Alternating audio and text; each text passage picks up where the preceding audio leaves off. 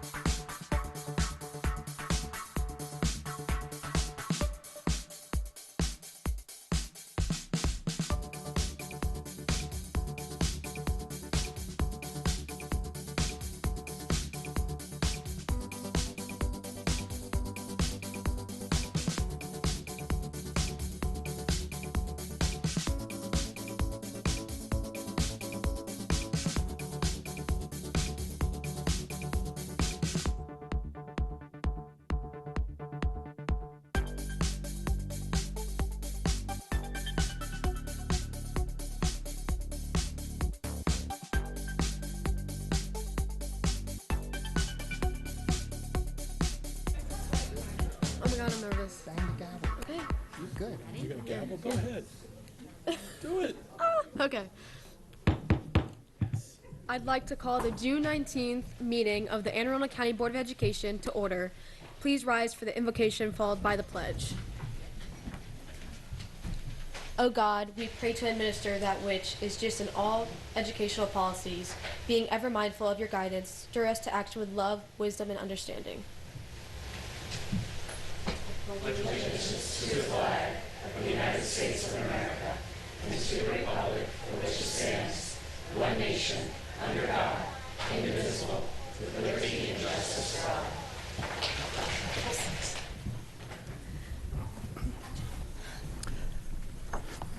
Welcome to this meeting of the Anne Arundel County Board of Education. This meeting is being televised live on AACPS TV and live streamed on the internet. General information and protocols for the meeting are posted on the sign by the doorway as you enter the room, so please make sure you read those if you have not already. Item number 2.03 is approval of the minutes. Is there a motion to approve the minutes? Second. Motion and a second. Any questions or edits to the minutes? Seeing none, all those in favor say aye. Opposed, Aye. no. The ayes have it. The minutes are approved. For agenda? No, I'm sorry. Okay. Item 2.04 is establish agenda order. Would any board member like to add anything to the agenda that's not currently printed? Seeing none, the agenda will stand as published. Thank you. Item 2.05 is board recognitions, and we're going to have a major recognition momentarily, but we do have a couple of other things we'd like to do. First, Mrs. Hummer. Yes. I'm going to read a statement that was put out on the AACPS website. On Friday, June 14th, 2019, Maryland lost the most fair, reasonable, and supportive advocate for students, families, and schools that the state has ever seen when Linda Carter Ferrier died along with her husband in a car accident. The loss of Linda will be felt by many for a long time. Though she never worked for our school system, she was an incredible partner for many years. Those of us in AACPS who considered her a colleague and a member of the team for students will do whatever we can to ensure that her works are celebrated and that her legacy is not forgotten. Linda worked diligently to raise community awareness to support students, families, and schools. Most importantly, she never lost sight of what was best for the individual student while maintaining awareness regarding the needs and concerns of families and the tremendous efforts and commitment made by teachers and other school personnel. Linda will be greatly missed in our community, and we will honor her for years to come. That was from Bobby Pedrick, our Director of Special Education. I want to send out my heartfelt condolences to Linda's family. This is, I can't understate how much of a difference she has made for children and families with disabilities throughout the state of Maryland. And she will be greatly missed. One of my friends who has a child with special needs just wrote this and said, "There's no words to describe how parents and educators loved her. Seriously, an advocate loved by the school system, knowledgeable, laser-focused on the needs of children." When this family just moved to California, and she said, "We seriously talked about flying her to California to assist us as we made the transition." So from all of us at AACPS, thank you, Linda, for all you have done for the children of AACPS and the whole state of Maryland. Thank you, Mrs. Hummer, and thank you as well to Ms. Pedrick. Dr. Arlotto. Yes. Thank you, Mr. Gillen. Before we recognize and spend some time recognizing our wonderful Vice President, Ms. Urea, at this time, which will be her last meeting, I'd like to recognize one other person who will be retiring shortly. Susan Kowalski has served our school system and our children for over 4 decades. You don't see her much because she's always behind the camera, taking many of the superb photos you see in this building and throughout our schools. Susan is an immensely talented graphic artist whose work, especially large print design, is truly exceptional. Susan, thank you for sharing your talents with us for so many years. You certainly will be greatly missed. Enjoy your retirement. Thank you.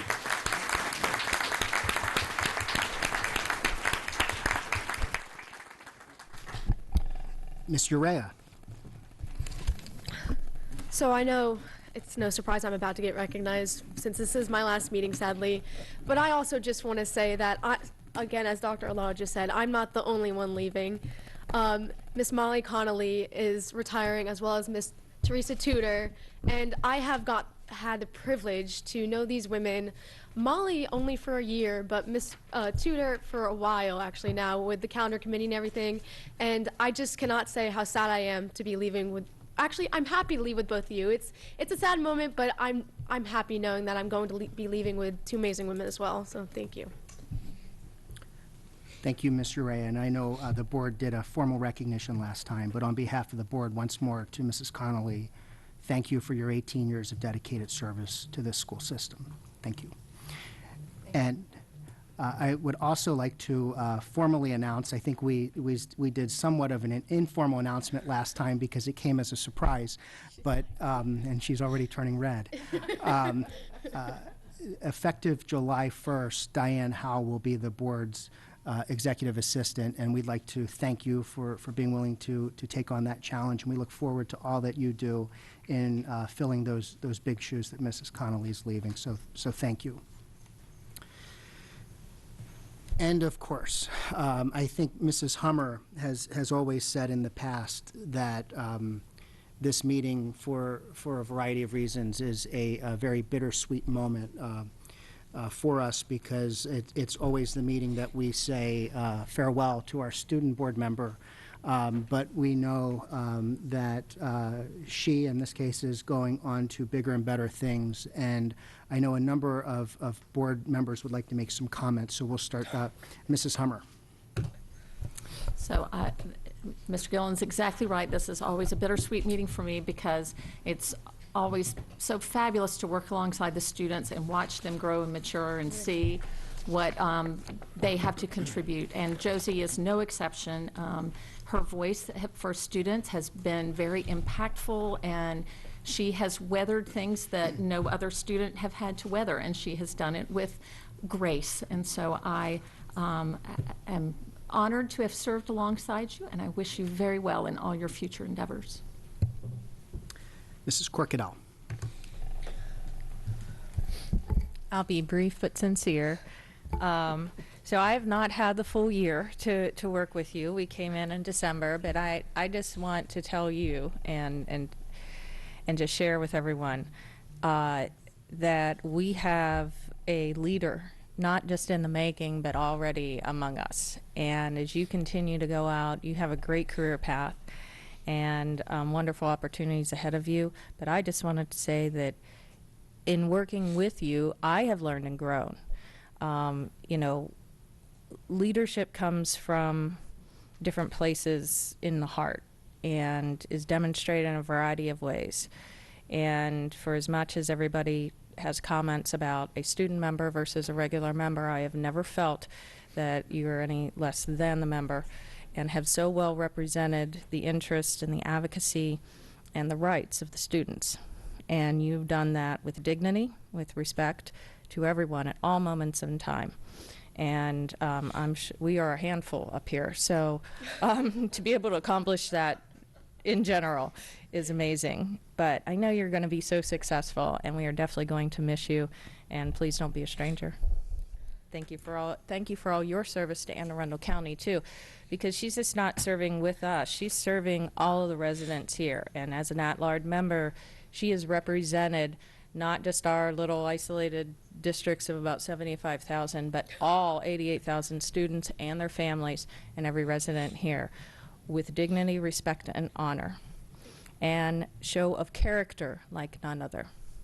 I hope that stays with you, as well as your tenacity, your gumption, and your willingness to strive for success. Good luck.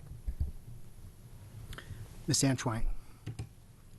So you allowed me to go behind that one, Terry. I want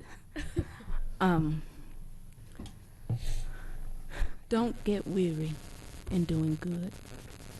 You stepped up when no one else would in some very difficult times. You handled business. You are a tower of strength that I have come to admire and even love. I want to say to the University of Maryland, look out. You got somebody coming your way. You will make indelible change, not only in your next step, but I believe in your entire life. You will do very well. You're an incredible citizen to the U.S. and a powerful person. So God bless you, and thank you. Thank you, Ms. Antoine. Mrs. Schalheim.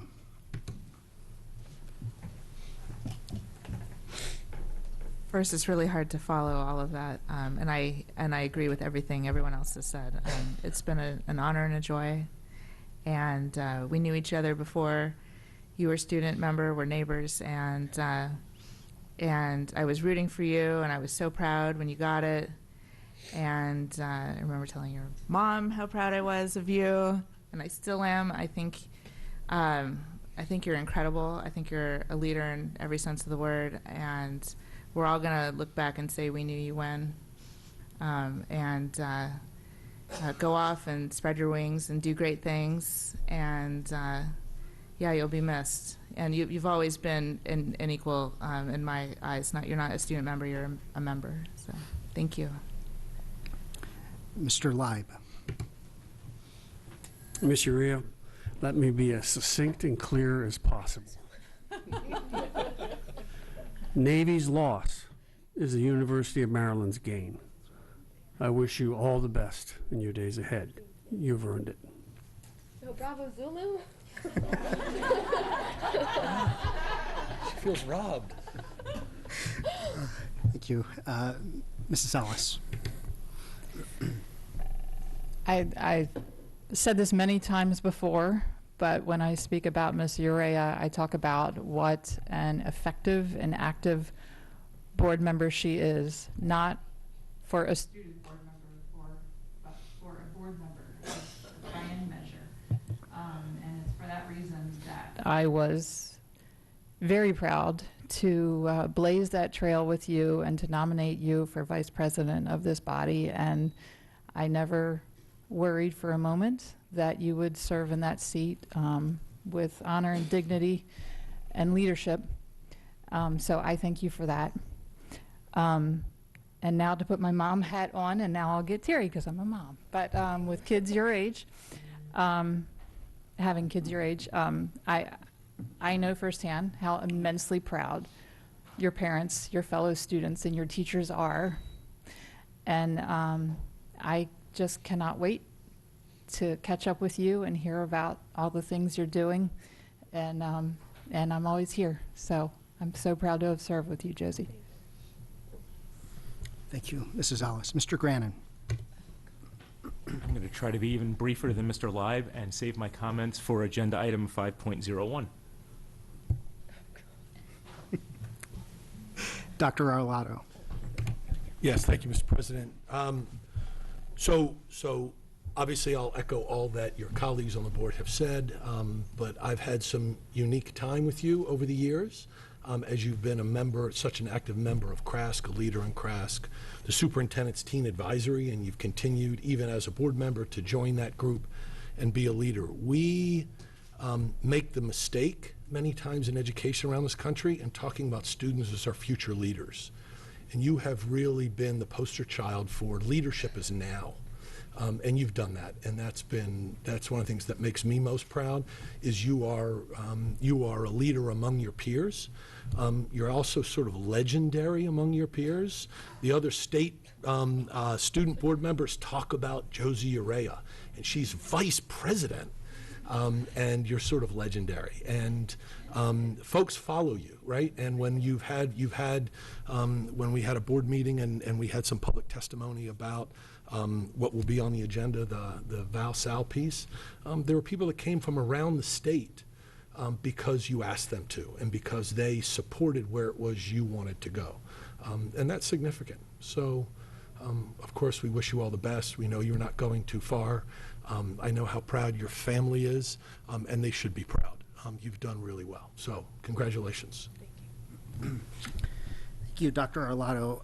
This is an especially hard one for me because, each year I've said something as our student board members have been departing because I've been able, I think being in the alumni circle, I've been able to develop a relationship with them. But this year, it's uniquely different because of your willingness to step up and be in board leadership. And I will say what I like most about you, I think, is your pleasant persistence. When we disagree on issues, you don't give up.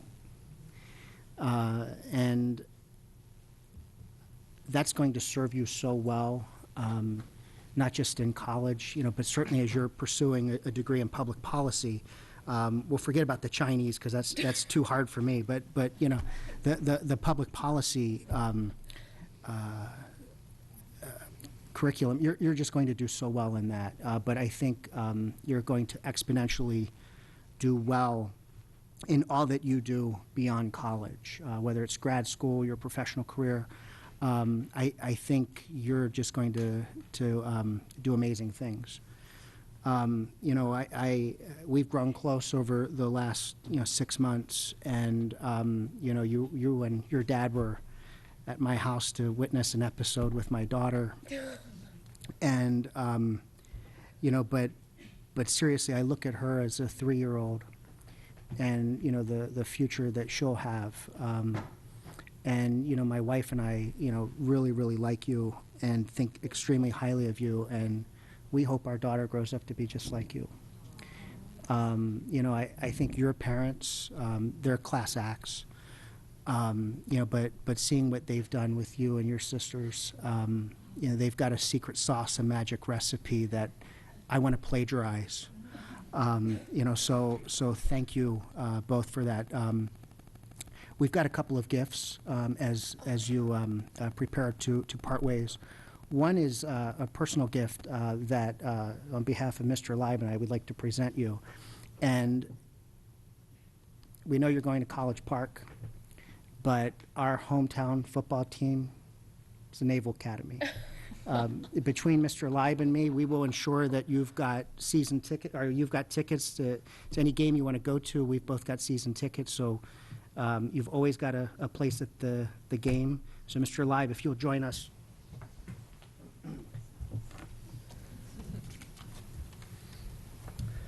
Oh my goodness. Bravo Zulu! Thank you. I love this stuff. And we know you are off to College Park. No College Park dorm room is complete until it has a Maryland flag to hang in it. So we've got a Maryland flag for you. This is a flag that's flown over the State House. So, yes, yeah. Seriously, I wouldn't lie. So this flag has flown over the State House, but, it can certainly hang in a dorm room as well.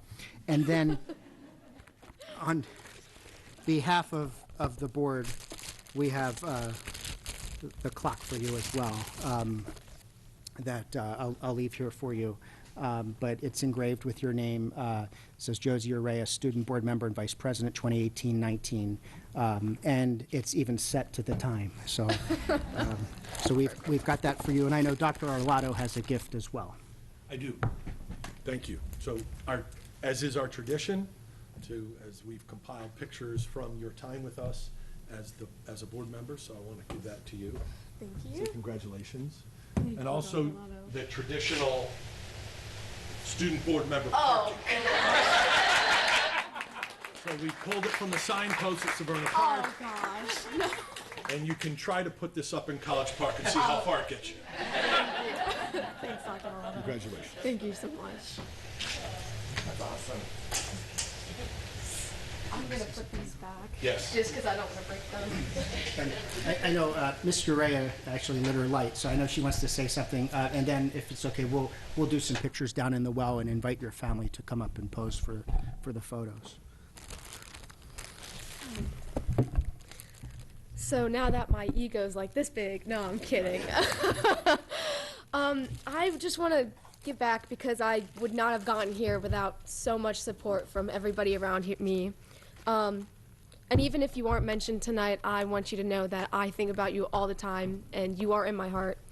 So, of course, I want to say thank you, and sorry if I start crying. This is very sad for me. So I just want to say thank you to my family for supporting me and taking me to my first CRASC meeting. I remember my mom waiting in the parking lot 'cause she was so proud of me. I was like 12 years old walking in, so scared.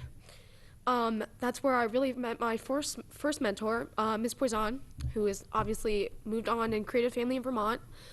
I don't know if she's watching this, probably not because she has a baby, but I just want to thank her for everything and really sparking my passion for serving my community. So thank you, family, and my sisters for always supporting me. And my dad, of course. I know you do a lot for me as well. Thank you.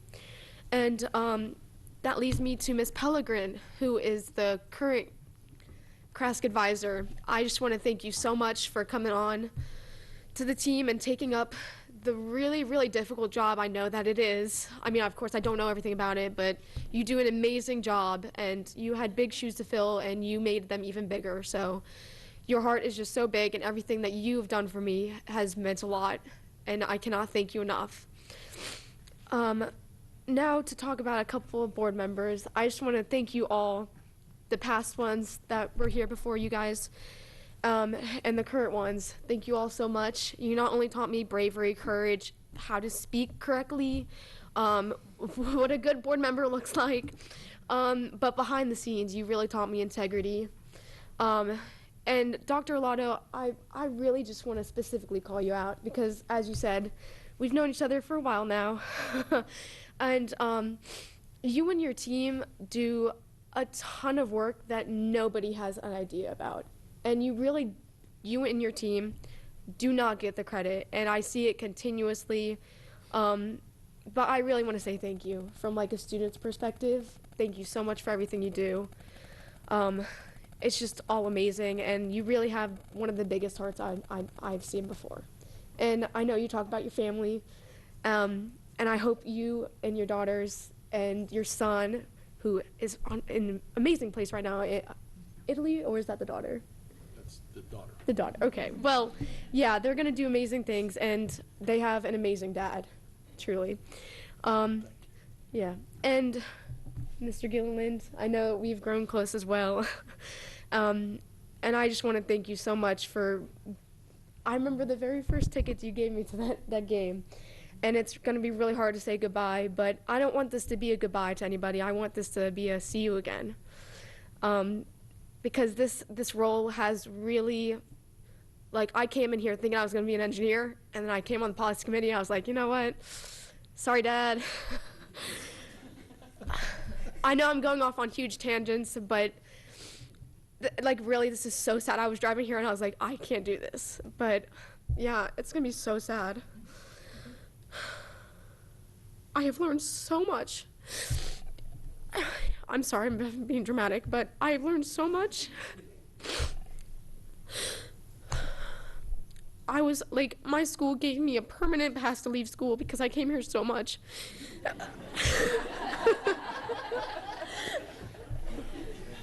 Because I truly love this experience.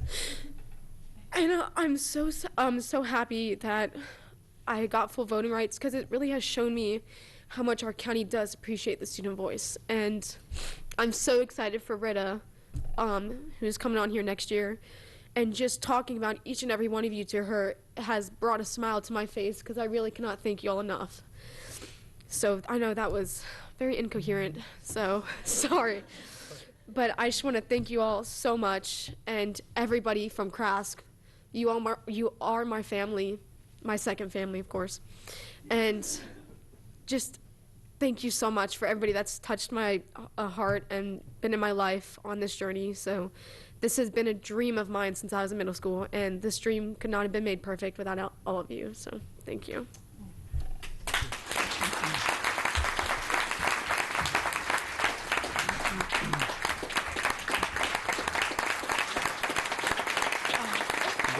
Bring your family up for a picture.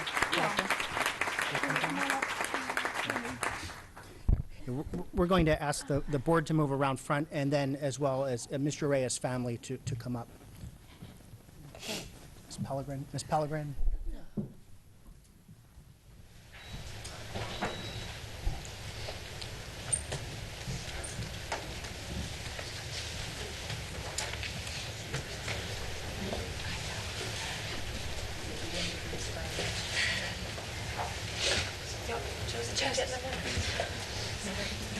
Why don't you get in there with her in the middle?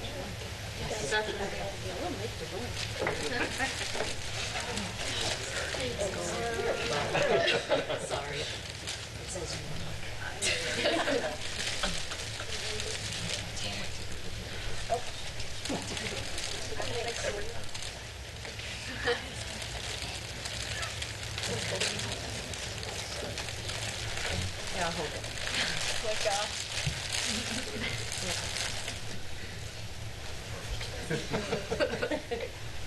bunch of future board members there.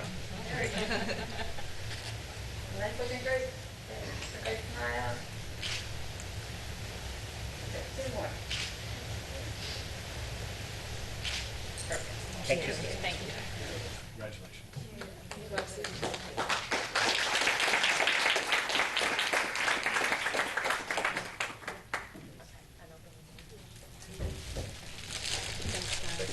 Go home, yes.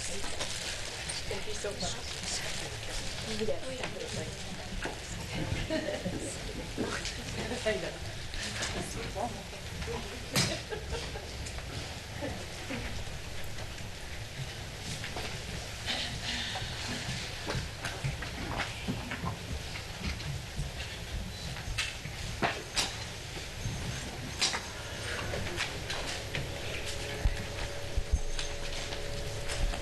Okay, now on to business.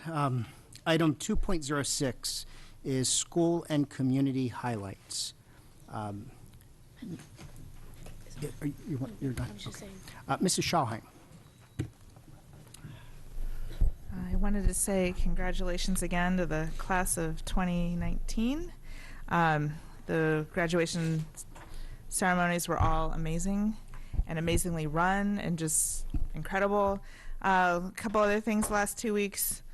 I volunteered at the Folger Mackenzie Math Carnival, which was really so much fun, and also attended at one of the county executives visioning Anne Arundel county meetings. The one I attended was at Severna Park High School, and it was just really neat to see government at work, doing right by its people and asking for feedback. Another amazing event was our retirement reception that we held for, I believe it was somewhere in the midst of 242 teachers with a combined service of 6,412 years. It was an amazing event. It was amazing to hear about all of them. I loved every second of it, and I thank each and every one of them for their service to this county and to the school district, and it was a really good event. And then I also have to say that on this Juneteenth, Let us celebrate our victories and also acknowledge how much more work we still have before us to ensure that everyone has an excellent and equitable education. And achievement and discipline gaps remain, and bias exists, and we must do more to lead. And I'm confident that we are up to that challenge. Let's lean on our education stakeholders so we can finally put this issue to rest and continue on with all the great work we have in progress to close those gaps. That's all I have to say. Thanks. Thank you, Mrs. Schallheim. Ms. Antwine. Thank you. I too want to congratulate the entire class of 2019. I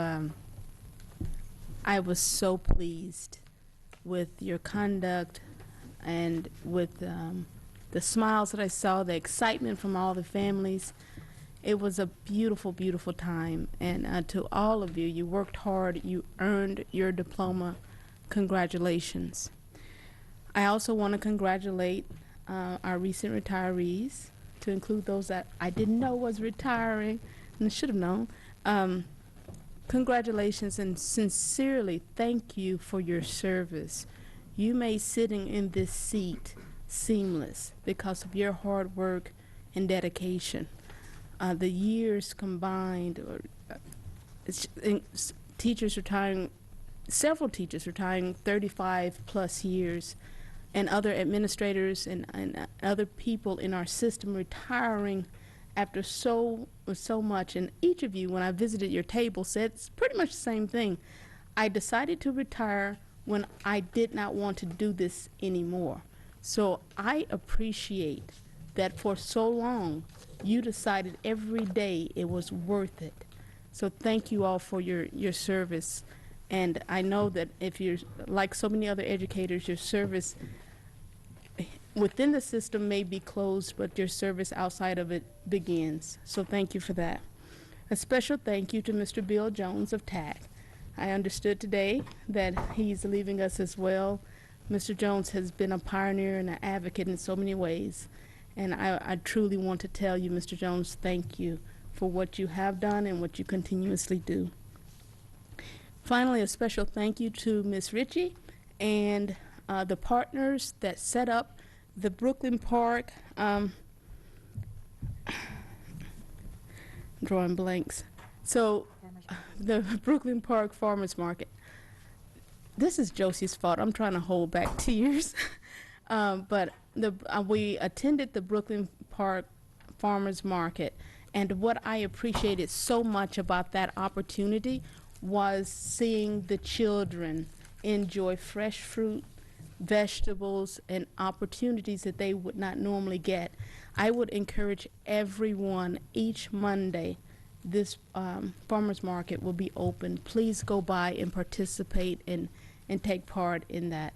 But very special thanks to Ms. Ritchie, our food services team, for what you do, ensuring that our students have an opportunity to have nutrition at their fingertips.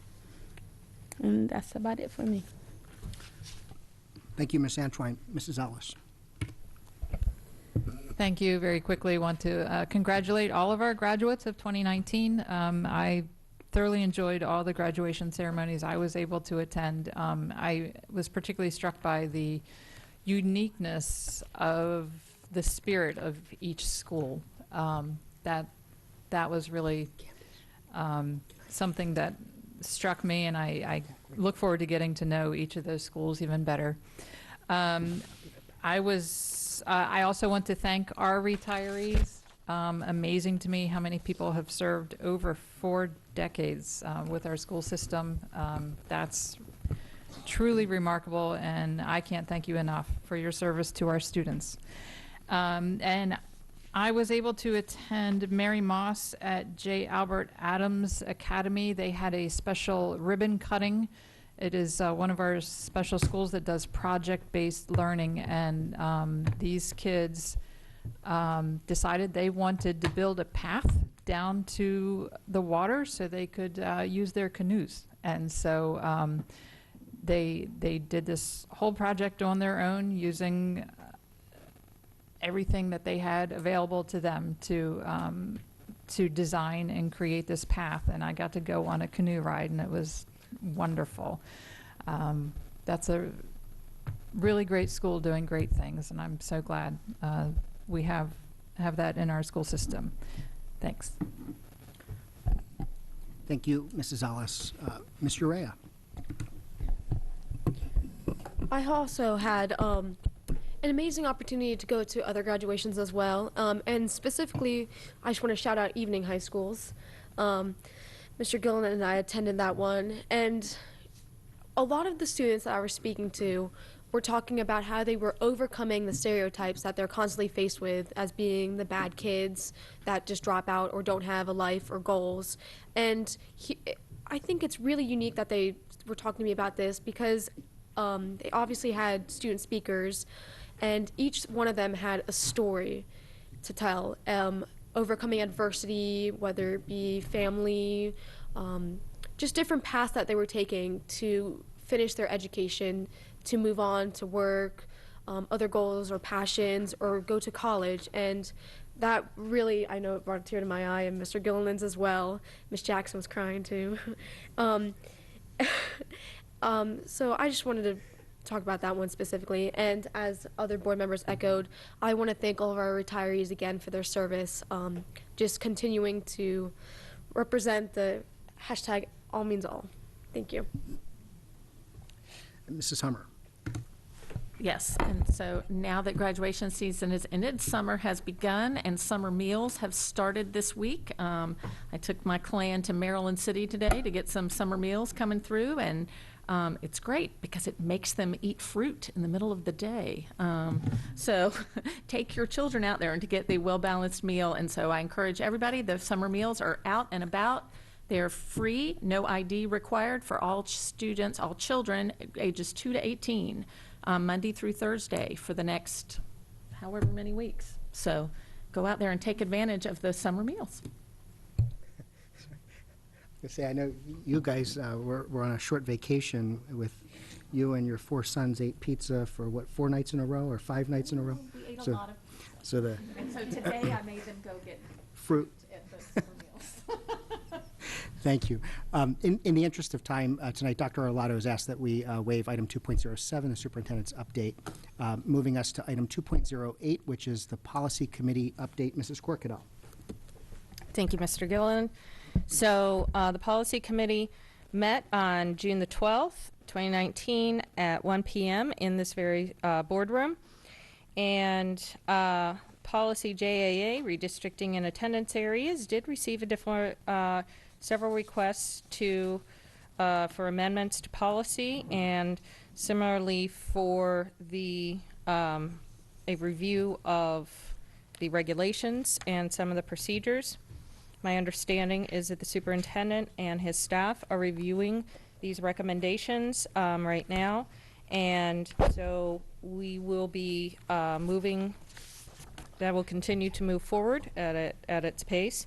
I want to thank everyone for submitting their information, and as updates become available, I will share that with the individual members. And so thanks to everyone on that. Policies JCCA, bullying, cyberbullying, harassment, intimidation, hazing, and biased behavior.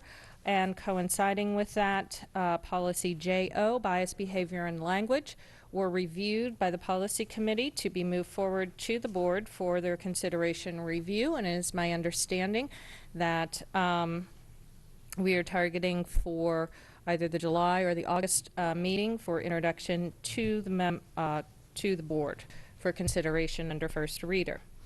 In addition to that, I would like to advise the board that, of course, in July and August is when the policy committee works with the superintendent and the president of the board to outline the priorities of review for policies. And we will be presenting that in our meeting in September with the board. And just as an update, included requests by members, specifically was for Policy KBA, Citizen Advisory Committee. That has been forwarded over for discussion for the calendar for the upcoming year, as well as recess policy. The recess policy, several members have requested that throughout the last several months, and I just want to make a couple statements about that. The recess policy regulations and practices, when I went to inquire about it, have been under review and continue to be by staff. And they are utilizing, in addition to their expertise, a work group consisting of representative stakeholders and staff that continue to meet as needed and review some of the items that come before them regarding recess. This policy committee will be including the recess policy on their 1920/20 calendar, and estimated introduction month will be shared with the board once the final draft of the overall schedule of policy committee has been approved for recommendation by the policy committee itself. Noteworthy for board members on the topic of recess as we start to approach it is that the topic is what I would consider a complex policy, and in it as well as the regulations. And any changes that we put forth, just as a reminder, could have impacts on our bargaining union contracts, transportation implications, school start and end time implications, dynamic schedule changes for students, and naturally occurring facility limitations. Almost all of these probably will have budget implications that will involve a very possible increase in spending in several budget categories. Based on the scope of that, I will ask the members, in anticipation of this coming up in the next several months, to please review our website that has the information on our current policy, our current regulations, as well as the guidelines and procedures that the schools use. And thank you very much, Ms. Jackson, for all the hard work that you have been doing along with your team in this effort, and they remain available for any additional questions. And I also want to point out that, you know, some of the hard work that we've already seen underway by the administration, I believe, will lead us to a very good opportunity whereby which the administration as well as the board will hopefully be able to team together to, despite the limitations, best meet our need, continue to best meet our needs, and build on our successes for our healthiest students. And lastly, the policy committee has accepted an introduction of a review on policy. And as such, continuing efforts are underway to make recommendations on that policy, and that will be forthcoming in the upcoming year. The policy committee, just as for public information, does not meet in the months of July and August, but I can assure you that the staff is very busy working on preparing for the upcoming year, as well as things that are already in the pipeline, and making sure that we are meeting our state and federal deadlines for some of these policies that we are requested by state and or feds to review and adopt changes on. One noteworthy, last noteworthy item for the public is that under the review of the policy on policy, there was an opportunity for us to make some of the upfront end a little bit more efficient in how we get to a policy under a first reader here. And so by a simple move to better accommodate, I think, the public as well as members' opportunities to participate and observe the policy committee's work, we will be moving in September the meeting to occur at 4 p.m. in the boardroom. We've been previously meeting on the second floor in a conference room for the majority of our meetings, and its accessibility and size and scope, I do not think will lend itself to the public who may wish to visit us.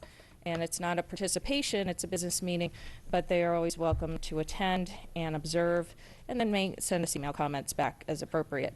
So this will also allow us to expedite emergency legislation and matters of urgency that the board identifies or the superintendent.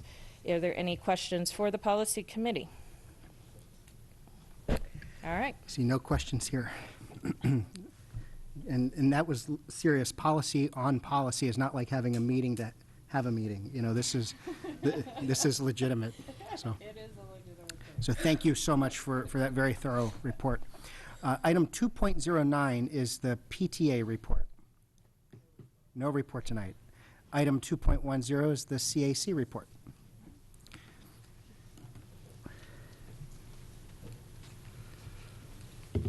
Greetings, President Gillen, Vice President Urea, Dr. Alato, members of the board.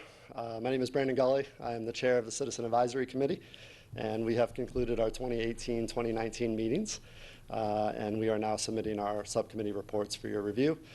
We focused on 4 areas this year. Our equity subcommittee was focused on recess, which is obviously a hot topic countywide. We did do a survey, which you guys will have access to, all the results and comments and things like that. But we did get about 4,800 responses, which we thought was pretty impressive, mostly elementary school. And those are highlighted in our report. There was a lot of support for longer recesses and for ensuring recess is not withheld as punishment or for weather-related issues. So we thought that was a lot of good feedback. Social emotional subcommittee focused on increasing support within the school system for mental health services. That could include some possible revisions to Regulation JL-RA. They also looked at Policy JCCA and Regulation JCC, which have to do with cyberbullying, which was brought up as well. So there's some recommendations in our report about that. There was also a lot of review and support and resources available for staff and students around self-harm, which we also included drug, alcohol, and electronic cigarettes as part of that. So again, recommendations in our report. College and Career Readiness Subcommittee researched the current offerings around preparing students for their life after high school, whether that's starting in their career or continuing their formal education through college or trade schools. Research included current support systems, programs, and resources that are available, both for students and parents, and concluded with ideas to enhance the offerings. So again, those are in our report. Communication Subcommittee continued the work of previous subcommittees around communication with a focus on current communication systems and how information is passed on, especially to families. There's been great support within AACPS around this topic, and some great ideas have been implemented or are being developed. This year, one of the big ideas was around developing a frequently asked questions portion of the website that might help with speeding up people's ability to get information. And so hopefully that'll be something that can be looked at down the road. I just want to say thank you for the opportunity to serve as the chair. It was cool to get to know the different sides of Anne Arundel County Public School Systems. I'd like to close by introducing next year's chair, which is Tanisha Howard. So you'll be seeing her, and then her vice chair is also here tonight, Maria Airy, and they are getting to know how this process works. So again, they are in their Tanisha's in her 3rd year, Maria's going in her 2nd year, so I think there's going to be some good stuff that comes out of that. So again, thank you guys. Appreciate it.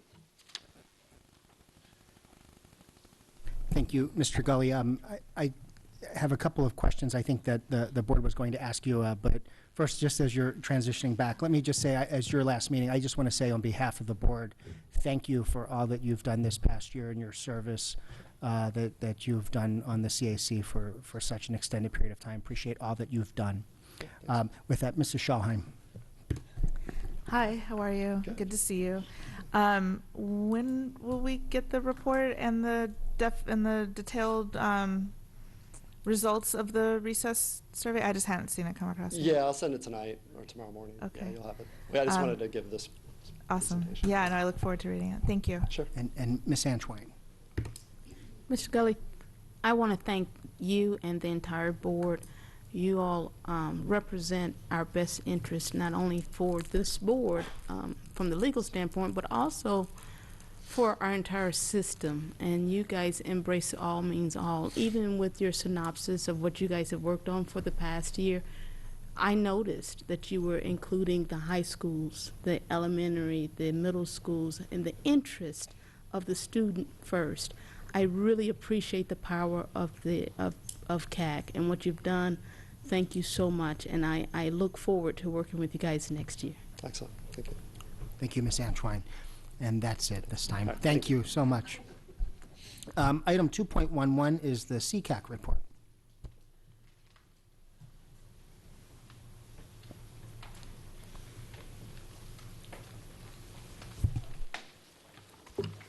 Good evening, President Gilliard, Vice President Urea, Dr. Arlato, and members of the board.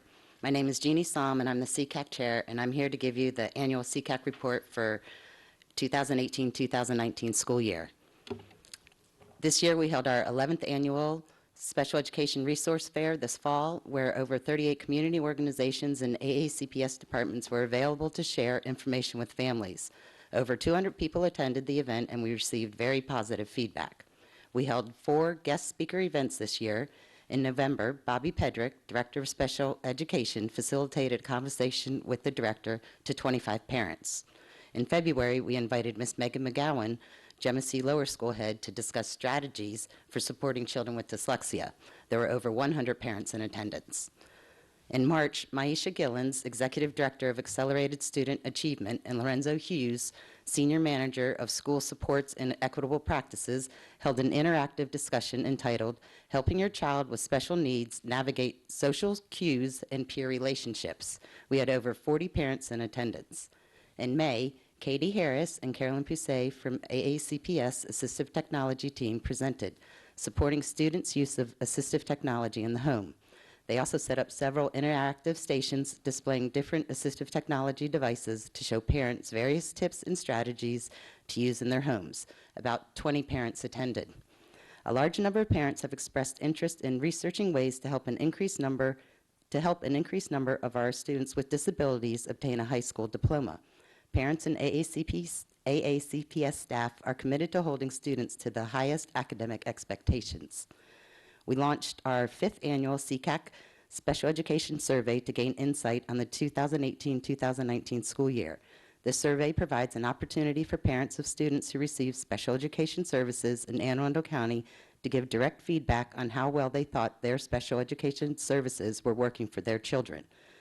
The feedback gained from these surveys is shared with specific staff and schools when named and is used to inform department goals and initiatives annually. We continue to maintain our CCAC website and to respond to inquiries via our web Contact Us form. Our current membership of parents, guardians, community members, and staff consists of over 700 email subscribers, 329 Facebook subscribers, over 1,100 respondents to our AACCAC Special Education Parent Survey, and over 300 in-person participants at our events and meetings over the past year. We continue to hold our active representation on CAC and PIAC. Our current vice chair was the special education representative on the school board appointment committee this past year. Our materials continue to be distributed to IEP teams throughout this county, including all events information. Concerns and recommendations. Staffing for special education continues to remain a concern. It is important that decisions regarding services for students are made based on the unique needs of the child and are not based on staffing limitations. Our student population has increased greatly, yet staffing has grown minimally. Inadequate staffing and large class sizes negatively impacts all students, but especially those who struggle. In recent communications, parents have expressed concern about programs and services available to twice exceptional students in need of specialized instruction. While AACPS has a wide array of program options available to students with disabilities, some parents are concerned that there may not be an ideal program to our twice exceptional students, specifically in reference to programs wherein the content is challenging but provided in an environment conducive to their needs, i.e. small classroom sizes and that reduce the distractions. This concludes the CCAC report for this school year. We welcome you to participate in our upcoming meetings and events. Please check our website at aaseccac.org for any schedule updates, or find us on Facebook at AACAC. Thank you. Thank you so much for your service and for your voice this year. We have one question for you from Ms. Antoine. Yes, first of all, thank you very much. I think, if I'm wrong, correct me, but I believe Anne Arundel County is one of the only counties with special education CAC, as well as as an exception because of the needs here in the county. And I appreciate your leadership in doing that.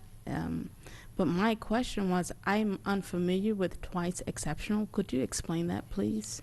That's a child that is, in my layman's understanding, I'm not a professional in any means, but a child that has is extremely intelligent, but at the same time has different needs. I just spoke to a parent the other day that their child was not able to participate in the challenging classes because they needed a smaller environment because they get too excited with too many people or too much commotion going on. So they need a much smaller, unique environment, and that's my understanding is that's not offered in AACPS. If you need a smaller environment, you're not necessarily going to get the challenging classes. Okay, so then I guess I would follow up with Dr. Arlotto, because in my school tours, it was my understanding that those opportunities were available to all the students if they needed that. Is that not the case? That is the case. That all of our programs of choice are open to all of our students. I think what is being explained is that you'll have twice exceptional students that certainly are brilliant, as many of our students are, but are in need of accommodation to access that particular program. And that might not be available in every program of choice that exists. And so with that as the case, are we working to make that available to the students as a need, or is that something I need to motion that we work towards? We're always working towards access and equity for all of our students. All of our students. That's one of our, it's a key for us. We've not been able to find a way to get every student that can access every program as all students do. And so we're going to continue to strive for that. But there are programs around the country that focus particularly on twice exceptional, and many that is a program within a school within a school, to provide a very specific programming to a very specific group of students, as opposed to students in a least restrictive environment, which would be sort of the general ed classroom. Thank you. Yes, ma'am. Thank you. Okay, thank you. Thank you. Item 2.12 is the CRASC report.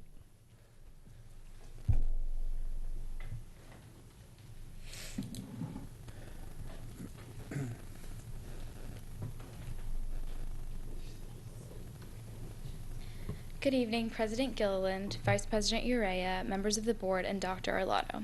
My name is Preeti Cherry, and I attend Broadneck High School, and I'm your new Secretary of Education. I'm excited to be representing the students of Anne Arundel County, and I thank you for giving me this opportunity. As of May 31st, CRASC has many new officers, and I would like to recognize them today. Our President is Connor Curran, Vice President is Princess Merritt, Secretary of Communication is Darsana Aligarsami, Secretary of Legislation is Amelie Holloman, Secretary of Service is Emma Salmi, and our middle school coordinator is Brenton Mead. Last week, we held our final meeting for the 2018 to 2019 school year with the newly elected officer team. On June 5th, members of CRASC spent an evening with the Chesapeake Bay Foundation to learn about their student leadership program. We took a tour of the Philip Merrill Environmental Center and canoed on Black Walnut Creek. We are also excited to attend the Maryland Student Leadership Cruise with CBF on August 10th with student leaders from across the state. Looking ahead to the 2019-2020 school year, we will continue to advocate for mental health resources, school safety, and embracing diversity. We plan to host General Assemblies focused on these issues. In addition, at each event, we plan to collect donations to various organizations as a part of our service to the community. We are also looking to reintroduce Lobbying Day. Another goal for CRASC is to increase student involvement from both middle and high schools. We plan to have CRASC officers make school visits and attend back-to-school night events to seek input from across the county. Next year, we plan to host our weekly meetings at school-based locations once per quarter to increase accessibility. We will convene our meetings in August, and at that time we will begin revisions to our Constitution and platform, which will include the addition of new appointed positions. A final goal for CRASC is to increase participation in MASC-sponsored events and continue to build relationships with state student leaders. I'm excited to work with everyone for the 2019-2020 school year, and I appreciate the time to give you an update. Thank you and have a wonderful summer. Thank you and welcome. Thank you. Okay, we'll now move to the public comment portion of our meeting. Anyone wishing to speak on an item not on today's agenda may offer testimony during this public comment portion of the meeting. Speakers are allotted 3 minutes each and may not allocate their time to others. A tone will sound when time has expired. The board asks that comments remain civil and appropriate for the various audiences that may be watching or viewing this meeting. Student-specific and personnel matters are confidential and cannot be discussed in this forum. It is not the board's general practice to engage in question and answer session with speakers. For the record, please give your name before speaking. Handouts should be given to the board assistant. I can breathe. And we've got 7 or 8 cards here and 6 seats, so I'll call the first 6 if that's okay.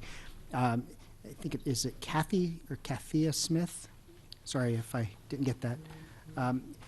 Maribel Ibrahim, Perrin Hicks, Corinne Frank, Colette Frank, Julia House.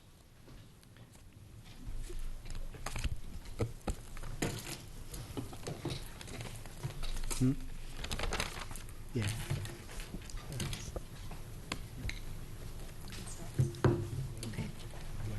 Hello, thank you. My name is Kathia Smith. I graduated from Old Mill High School in 2000.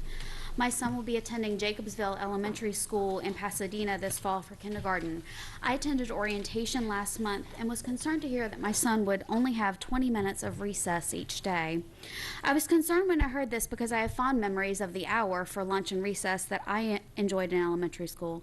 Additionally, the reading that I have done lately regarding the impact of child-led, adult-free, mixed-age play on social, emotional, physical, and academic performance of children tells me that 20 minutes once a day just isn't enough. I'm sure you're aware of the data coming out of the school systems and districts that are increasing their free play time, but here are 2 examples. Michael Hines, superintendent of the Pachogue Medford School District in Long Island, doubled their lunchtime and recess time to 40 minutes. Test scores improved, attendance went up, and problems went down. Through the LINK program, schools in Fort Worth, Texas increased recess to 4 15-minute recesses a day, 3 times more than in the past. They've seen a 2 to 3% increase in math and reading scores, 28 to 30% decrease in off-task behaviors. Disruptive and aggressive behaviors are almost not seen at all anymore. Peter Gray, developmental psychologist and researcher at Boston College, says in his book, Free to Learn, that life without play is depressing. Children are almost like prisoners today, he says. They're constantly being monitored. Their sense of control over their lives has declined, and it sets them up for depression and anxiety. Additionally, the classroom setting isn't how children learn best. They learn best through play. That's how they are wired, to learn from one another and from older children. With the rise of childhood obesity, I would think more movement at school is vital. We wonder why children can't sit still. It's because due to a lack of movement, they aren't developing core muscles to be able to do just that. I know that there is center time and brain breaks during the day, but those are not child-led, adult-free play. I would urge the Board of Education to consider either a pilot in a few schools, Jacobsville Elementary to be one of them, or better yet, a countywide policy for more recess. My day job is the assistant dean for undergraduate programs in the Merrick School of Business at the University of Baltimore. What I see of students in my classes, since I also teach, are students who don't know how to work on a team despite years of teamwork in K through 12. I see students who don't know how to manage expectations or make decisions because of top-down learning. The rise of anxiety and other mental health issues that my students face has only gotten worse in the 15 years that I've worked in higher education. The outcomes you are hoping for aren't always there, especially among the middle and lower end of the academic spectrum. We need to let kids be kids in terms of free play, how they learn, homework expectations, and testing. Thank you so much for your time. Thank you. And before we move on, Ms. Antoine, were you? Sure. Well, thank you for that. That was a very thorough. I wanted to, in my school visits, my question was about recess too. Way back in my day, recess was a huge deal for us as well as for social, way back. But I am loving Triple E and how that that curriculum is also playing a role in some of the engagements that you pointed out. And I was wondering if we could get a little bit more information from the experts about how EEE and recess coincide, because I believe even within and outside of the classroom, it is opening doors for that interaction socially. It's opening doors for the movement, EEE is, and other things that I was very impressed with. So I'm basically asking either Dr. Arlotto or his staff to help us better understand that, please.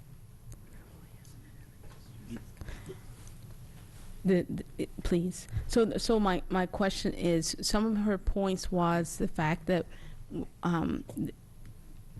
we have taken it down, I guess, from an hour, from what you were accustomed to, down to 20 minutes. However, with the introduction of EEE, which we're trying to get across the entire county, I believe that that curriculum helps to supplement some of that time that was cut. And I wanted just to verify that, please.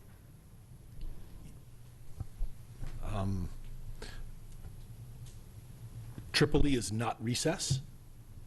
It is not recess in the sense that I think our professor is presenting it. But you are right, Ms. Antwine, in that the way EEE is programmed for the students, that it is collaborative, it is project-based, so the students aren't working independently, they're working collaboratively. And we're teaching them from pre-kindergarten in those schools that have EEE right up through 5th grade in this hour a week that they are spending time in whether it's STEM in society or cultures in society, that they are working on projects and they're doing it collaboratively. There is certainly some movement, there is some time outside, but it is not recess in the sense that I think it's being presented to us tonight. What I would say is that we have redesigned our elementary curriculum that we've been rolling out over the last several years to do much of what you just heard, because we agree. Students need to be up and moving. It's not just a brain break. And so we've built in move to our elementary curriculum. We've built in both structured play and unstructured play, so the students can get a chance to choose what they want to do and do it on their time and in their motion, and at the same time producing some structured play where they're having to work with their classmates in playing a game and learning cooperative techniques and collaboration, those kinds of things. So we agree, we want students up and moving, and so within the confines of our school day, particularly at the elementary level, we've redesigned and are rolling out the elementary curriculum to create more of that within the context of the day. But recess, as you've heard, is currently at 20 minutes for all of our elementary schools in the traditional sense of recess. Thank you. I have to tell you, I observed dancing, I observed painting and art and all kinds of things that that allow a lot of interaction for the individual child, as well as that collaboration. They got their own me time space under that EEE construct, and so I believe, although I appreciate certainly the advocacy for recess, I believe we should look into how we integrate some of the curriculum that we're trying to introduce for our elementary students, especially with recess, and how that collaboration can come on board as one unit. Mrs. Schelheim. Firstly, thank you. Secondly, and just to clarify for everyone watching, EEE is not in every cluster, and as we will review later when we talk about budget, there's a fair number of clusters that didn't get it funded and probably won't have it for years, thus not giving that benefit to huge swaths of the county. So while that's wonderful, it's not happening everywhere. I just wanted to point that out right now, which is what I think we need changes now. So thank you. Mrs. Ellis.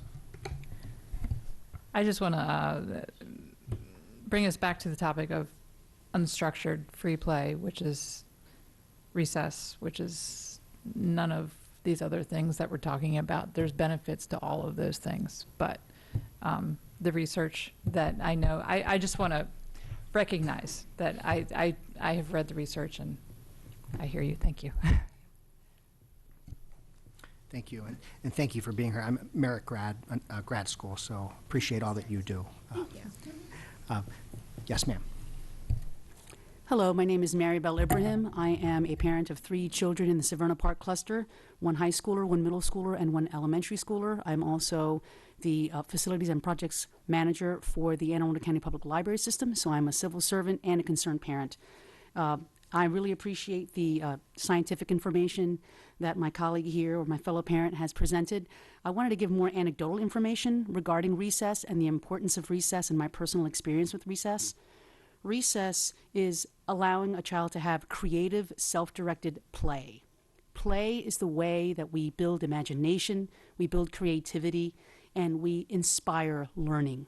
You cannot get that from textbooks or testing or regimented structure. This is why recess is so essential. When I ask my 4th grader what his favorite subjects are, bar none, lunch and recess. That's just the way it is. Kids need a break, adults need a break. What do they tell executives that are doing strategic planning, working on projects, so on and so forth? Take a break with unstructured time and make a plan for yourself. If we're telling adults to do this, why would we not tell children to do this? The other component that's ignored by the EEE curriculum is that there needs to be outdoor time. Children need to be able to be outdoors, to experience fresh air, to look at the sky, to realize that there is a life and a universe beyond just them. It also allows for student-directed learning and social interactions, which they get to develop. My personal experience about recess was that it was used in a very punitive way with my oldest son, who at the time in 3rd grade was not able to finish a lot of his assignments because he wasn't able to focus really well. So the recess was used as a punitive thing. If you're not finished with your assignment, we're going to have to hold you back from recess. I can tell you right now, I could tell when my child got off the bus whether he had recess or not. For me, that was the statistic enough. And I had to advocate with the school. My son did have a 504 plan. He's now a very successful 15-year-old 9th grader at Severna Park High. But we had to have many meetings where I helped construct a very positive intervention for how my son could complete assignments, get things done, develop a positive reward system, and not take away recess. I had to advocate for this, but I know that there are parents that do not have the resources to advocate for this. They may not even be aware that recess is taken away. But I have heard in conversations in my elementary school that if you don't do this, recess will be taken away. That type of philosophy has to change, and we have to do that now. It is imperative that we have recess and that we embrace it as a very important component of the school curriculum. Thank you. Oh, okay. Mrs. Schallheim had one question at this point. Firstly, thank you, and I hear you too. My question was for Dr. Arlotto, so I think I'm going to table it because I think we have more people to talk on the subject, so I'll table it. Yeah. Great, thanks. Yes, ma'am. Hello, my name is Perrin Hicks. I'm the mother of 2 boys in AACPS, and I'm here speaking on behalf of the Severna Park Elementary School Advocacy Committee. As my fellow parents have mentioned, my testimony will also relate to the CAC survey on recess. I wish to underscore the findings of that survey on recess and encourage the board to mandate increases to recess and overcome all obstacles to implementation. As Mr. Gully mentioned, the CAC survey shows that the vast majority of respondents felt that the current 20-minute recess guideline is too little. This demonstrates that parental opinion supports what the research says about the increasing recess. I also want to emphasize the social emotional benefits of recess, which the research has shown and is a critical need in today's world. So we recommend the board create a policy on recess that mandates a minimum of 30 minutes a day and is binding on all AACPS schools. While I am here as a representative of an elementary school and the CAC survey focused on recess in elementary schools, the AAP policy, the American Academy of Pediatrics policy, is clear that the benefits of recess apply equally to adolescents and younger children. Thank you for your time. Thank you for your testimony, Ms. House. Hi, Julia House, resident of Shadyside, parent at Shadyside Elementary School, and mother of a incoming 4th grader. I'm here advocating for longer recess. The 20 minutes is just not enough for our students, and it's also not enough for our teachers. Our teachers need their breaks as well, and a lot of times even during their lunch break, they are doing planning or different things like that. So the recess break would be good for them as well, to be able to get out, see the outside, get some fresh air. Coming from the business world, employees get a minimum of 30 minutes.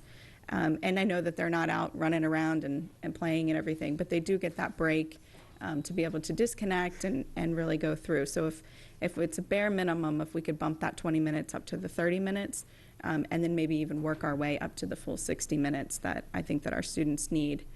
I noticed with my child being an active athlete, on sports night, she gets better sleep. She's able to focus a little bit better, and she's more active and all of that. So on the bad weather days, or days that she doesn't have sports, or the days that she can't have recess and then also don't have sports, you can just tell the difference in the way that she is that evening, her overall attitude, her focus when she does the homework, and then of course her sleep at night. Fresh air, being outside longer, allows for more productive playtime, and then which leads to more productive learning environment. Staff and the teachers at schools are looking for adaptive resources and equipment. A lot of times we're seeing those fundraisers and the staff and the teachers that are submitting requests for expensive adaptive material, whether it be wiggle chairs or some type of alternate seating, just to get the kids moving and encourage them to be active while they're in the classroom listening. We do have the privilege of having the EEE program at our school, and my understanding is that it is a way to learn in a different way and a collaborative effort to work together to view education in a new way, and there is some active pieces to it, but of course it is not a substitution or even in addition to, it should be in addition to recess. In closing, I would also like to mention the longer recess would open the door for a longer lunch. This would allow our children time to enjoy the nourishment of the food and the fellowship and friendship of the students amongst each other. Some days when students purchase, which sometimes is the only meal that they have in a day, students are eating the lunch within 5 or 10 minutes, especially if you went on a popular pizza day or a popcorn chicken day. You can see that the line gets very long, and you know, some of our schools with that really high farm ratio are in that line for quite a while, and then that 20-minute period slips away pretty quickly. So thank you for your time. Thank you. Mrs. Frank, it's up to you.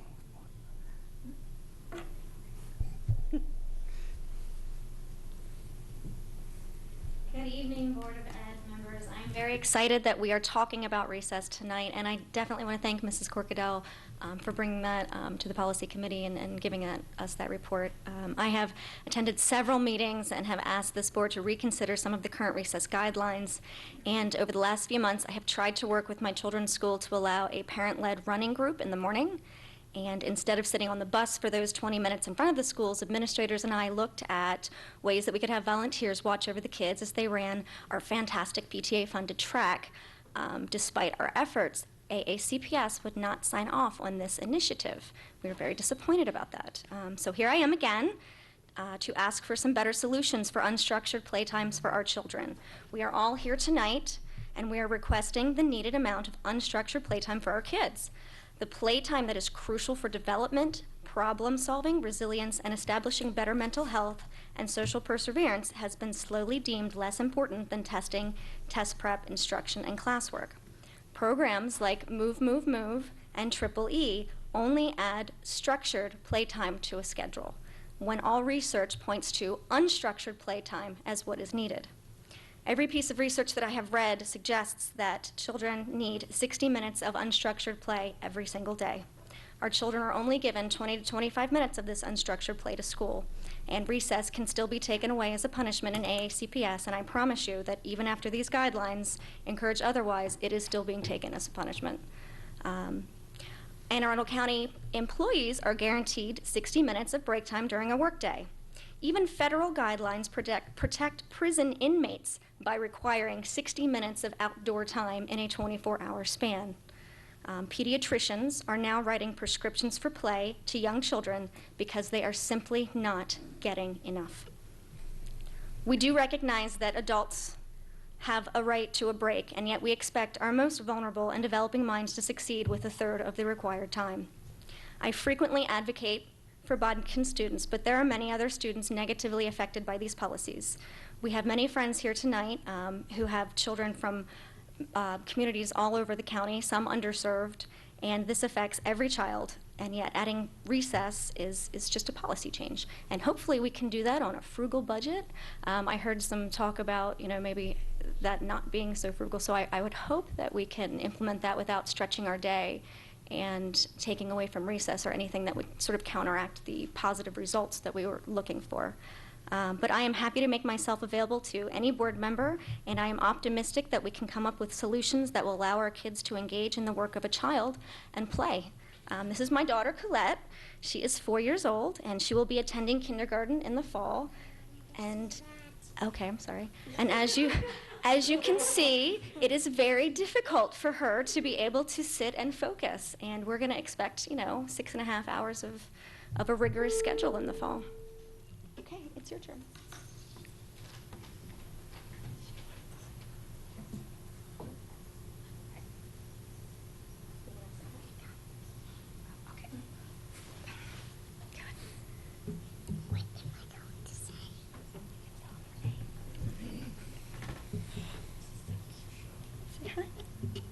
Can you say hi?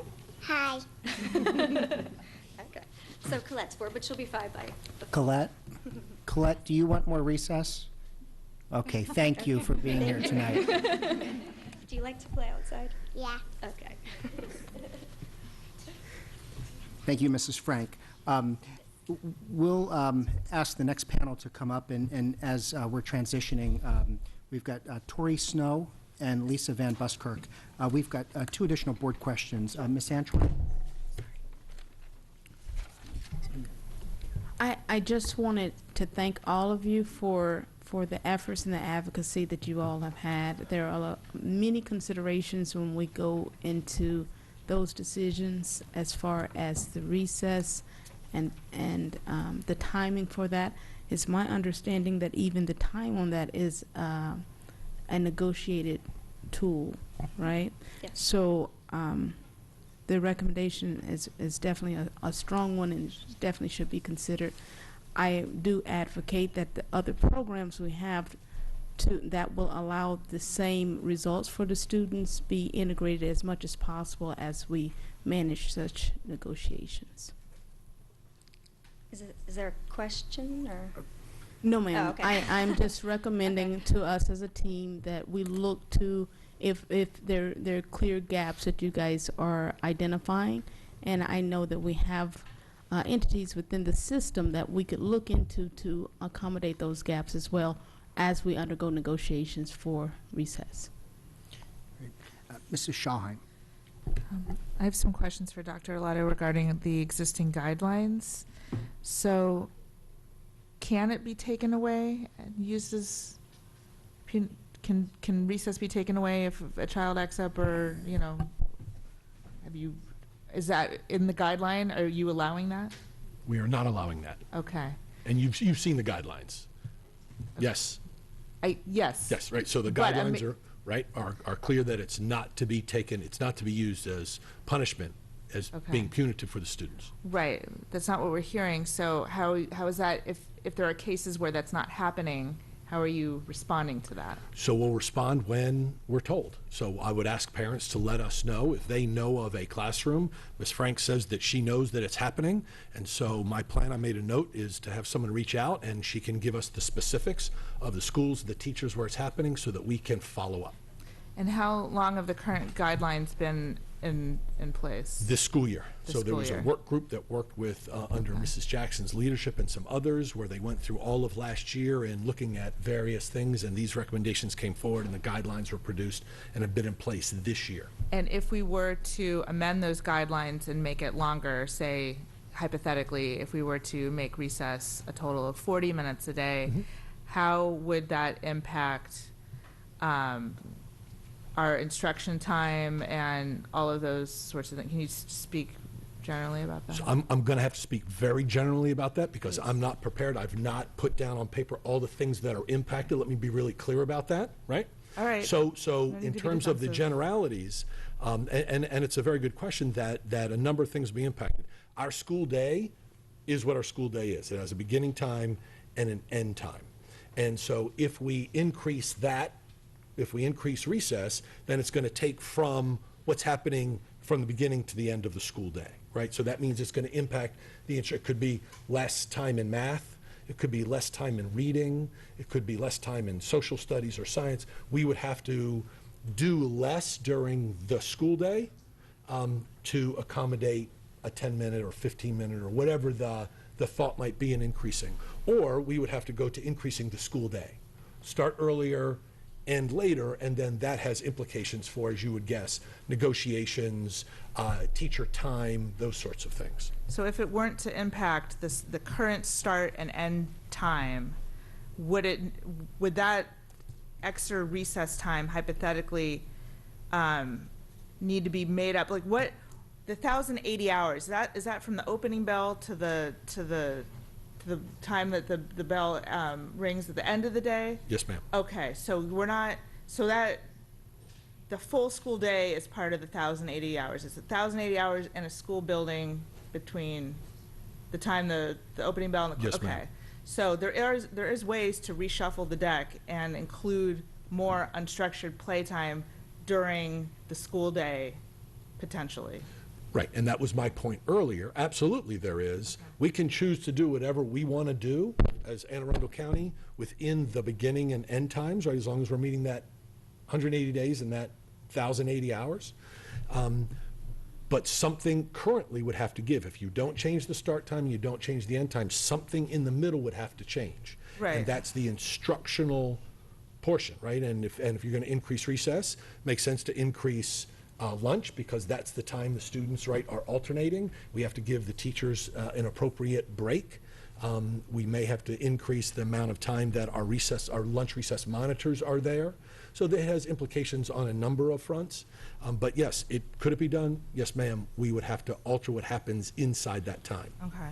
I mean, just for the record, I would argue that if we had more unstructured time outside, that there would be less of a need to have an hour and 15 minutes of whatever that instruction is, because I would guess that our children would be more ready and willing to learn. But that's my 2 cents, and to be continued for sure. Mr. Snow.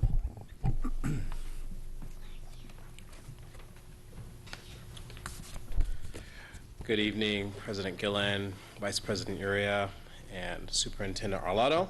My name is Torrey Snow. You may have heard of me and you may have formed an opinion of me, but I would ask you to keep an open mind.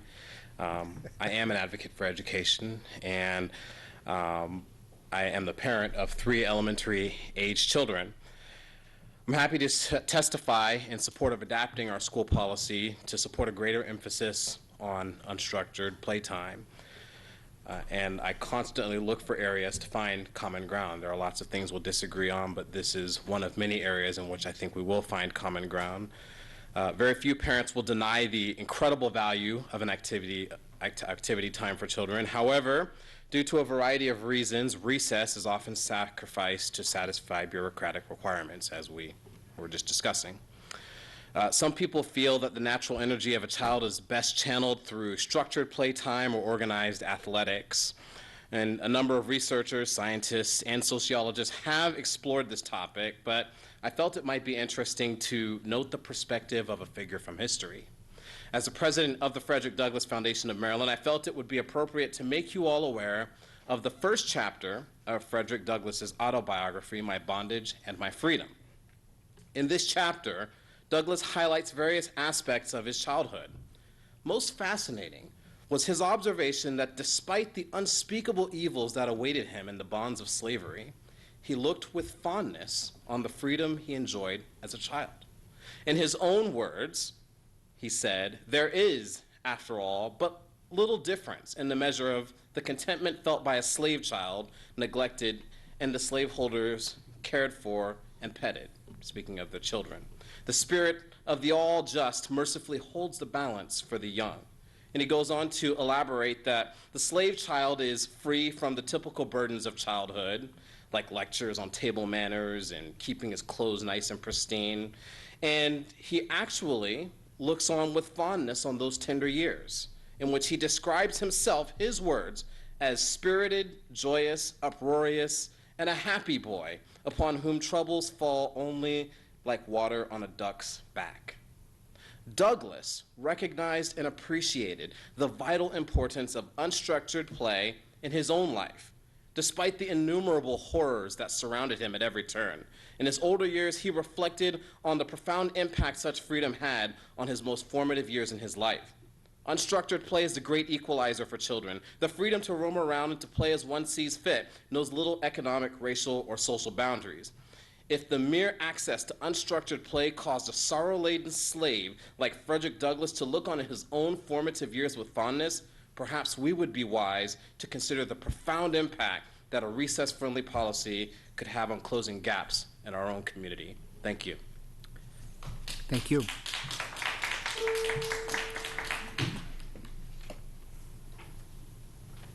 Good evening, Board of Education. Lisa Van Buskirk with Start School Later, Anne Arundel County, and I'm going to shift gears from recess. Last month, I attended a meeting with my fellow chapter leaders in Howard County with their Chief Operating Officer and Transportation Department Head. One of the topics discussed by my colleagues, which I had not considered, was what time does summer school start? In Howard County, it was concluded that summer school is under the purview of the academic office and did not need specific direction from the Board of Education to review its summer school start times, looking forward to summer 2020. So it begs the question, who in Anne Arundel County determines the start time for summer school? Summer school first period starts at 7:30 and runs till 10:15. Second period starts at 10:25 and ends at 1:10 p.m. at Northeast Meade and South River High Schools this summer. AACPS's website clearly states school bus transportation will not be available. Parents and/or guardians will be responsible for the transportation of students to and from school. So we can't blame school bus logistics, childcare, and there are no summer sports. How do we shift summer high school hours to 8:30 or later for summer 2020? As we wait for that discussion and as we wait to see the transportation consultant bids, I encourage you to think about the school year as well and what this board believes are safe, healthy, and age-appropriate school hours. How early is too early for high school, middle school, and elementary school, and how late is too late for high school, middle school, and elementary school? The consultants can use these parameters when they are looking at providing potential bell scenarios. I would like to let you know that details today have been released of a Start School Later conference for administrators in Pennsylvania on November 13th, and I will be sending those invitations to you. And also I'd like to note that this month begins my 4th year as chapter leader of Start School Later for Anne Arundel County, having taken over from 2 women who served for 3 years. So I'd really like for Anne Arundel County to resolve this issue of unsafe and unhealthy school hours once and for all for the benefit of all students before my chapter reaches its 10th anniversary. Thank you. Okay. A couple of board questions. Mr. Grannon. Ms. Van Buskirk, I just have a quick question. Did I hear you right to say that summer school students don't get school bus transportation? Yes, sir. So that I don't understand. Why would we need input from the transportation consultant if they're not getting school? So I said, so it was like I had 4 parts. There was summer school, which doesn't have transportation, so therefore, why does it start at 7:30? Got it. And then I probably didn't transition well enough to say then, for the school year, when you do have the transportation consultant, what do you consider as No worries at all. I misheard you, and you were respecting our time limit, so thank you. Yeah, so I talked too fast, so thank you. Michelle Heim. I just wanted to say thanks to the last 2 speakers for their input. I appreciate it. Ms. Antoine? Mr. Snow, thank you for your testimony. You said something in the beginning that I have to contradict. You are awesome, and the people that I know that know you think very highly of you, and I especially appreciate you. I'm talking, go Tori. No worries. I just wanted to commend you for your work in the community. You do a lot of advocacy, a lot of volunteer, you and your entire family. And we all think very highly of you. So thank you for your testimony and what you shared today. Ms. Van Buskirk, I appreciate the time that you spend with us here in the room and outside of here, going into almost single-handedly, you are really advocating for our students and the start times and the effects that they have on our students. We had an extensive discussion on flexible start times as well, and I thank you for the information that you've shared. Once we, again, go back into our monthly review of transportation, discrimination, bullying, and otherwise, I sincerely want the board to consider the start times and how that affects all 4 of those entities. But thank you guys for everything that you all do for the community.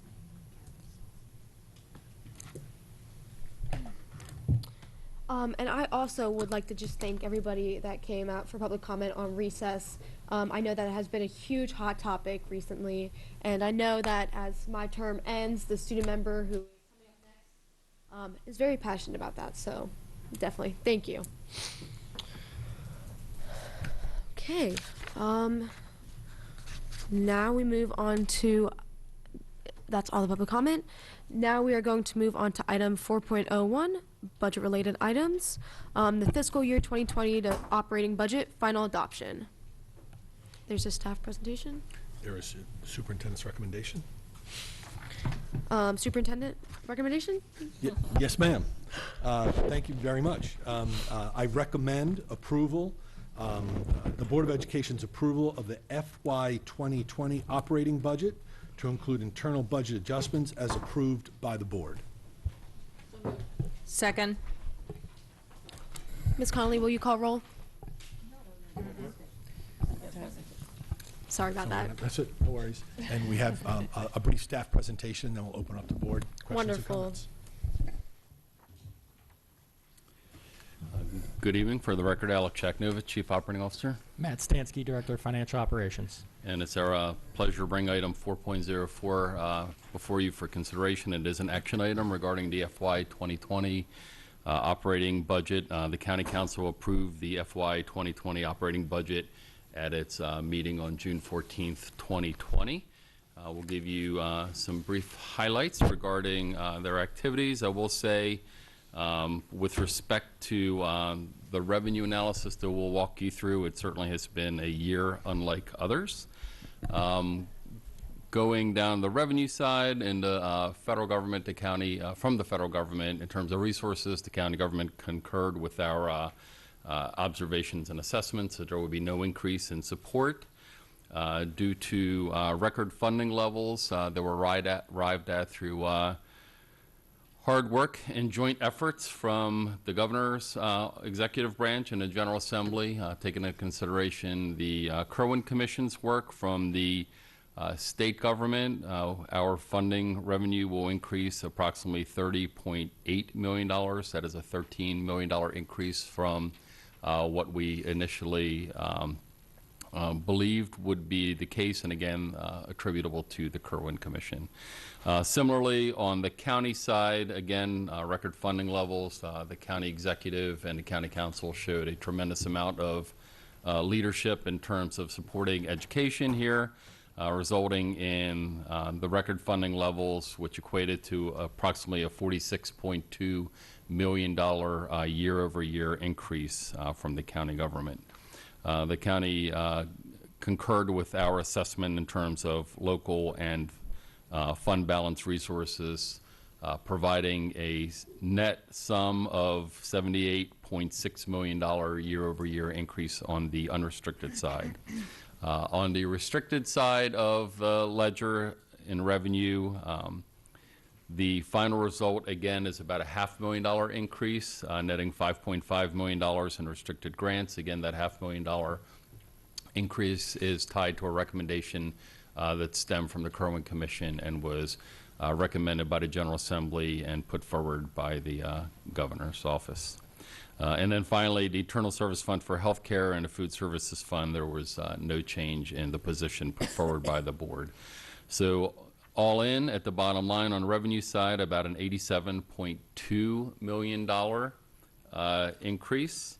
That represents a 7.37% year-over-year, FY19 to FY20 increase, and that funding is sufficient to support 99.6, I did say that correctly, 99.6% of the overall Board of Education's requested operating budget. Going down the expense side, I'll only hit a couple highlights because a detailed presentation of many of these items, as you recall, was presented to this board shortly after the county executive concluded his recommendations on May 1st. In the area of compensation, all of the compensation-related enhancements were fully funded in terms of the final budget that was adopted by the county council, as was full funding for both the contract school enrollment increase and the per pupil expenditure funding increase for our 2 charter and our 2 contract schools. And the county government thankfully did fund the last element of the fiber ring build out. So all of our schools will be fully connected to that high-speed, secure underground data connectivity system. And again, I won't go through each and every one, but I'll highlight a couple of them of note. In English language acquisition, the board had asked for 28 teaching positions and 13 bilingual assistants. 35 of those 41 positions in total were funded through the actions of the county executive and county council. 25 of the teaching positions and 10 of the bilingual assistants. 2 of the clusters that were recommended to receive the EEE initiative were approved and fully supported by the county executive and the county council, that being the Broadneck and the Glen Burnie high school districts. The remaining 4, that being Arundel, Old Mill, Severna Park, and South River, were recommended for deferral. In special education, thankfully, special education, as you recall, was a large focus area of the Kirwan Commission, and a significant amount of state monies came through from the state to the county. That allowed the county government to support the vast majority of the special education related requests, specifically the 3 bilingual assessment team positions, 29.9 of the 38.9 birth to 21 programs, fully supported the non-public placements, fully supported the specialty site staffing, and fully supported the 504 facilitator elements. In terms of class size reduction, 109.5 of the 124 positions requested were fully funded to allow us to make inroads into some of the pre-existing class sizes that exceeded our staff to teacher ratio guidelines, and all of the teacher for enrollment growth, be they conventional teaching positions or they be concentrated in elementary reading, instrumental music, or music, were fully funded and fully supported as a result of the final budget activities. The one adjustment that was made to the budget is there was a reduction of approximately $1.4 million, and that was in our standard single textbook adoption initiative, and that was done to balance the restoration of some of the mental health positions that were not initially fully put forward in the budget recommendation that was put forward as of May the 1st.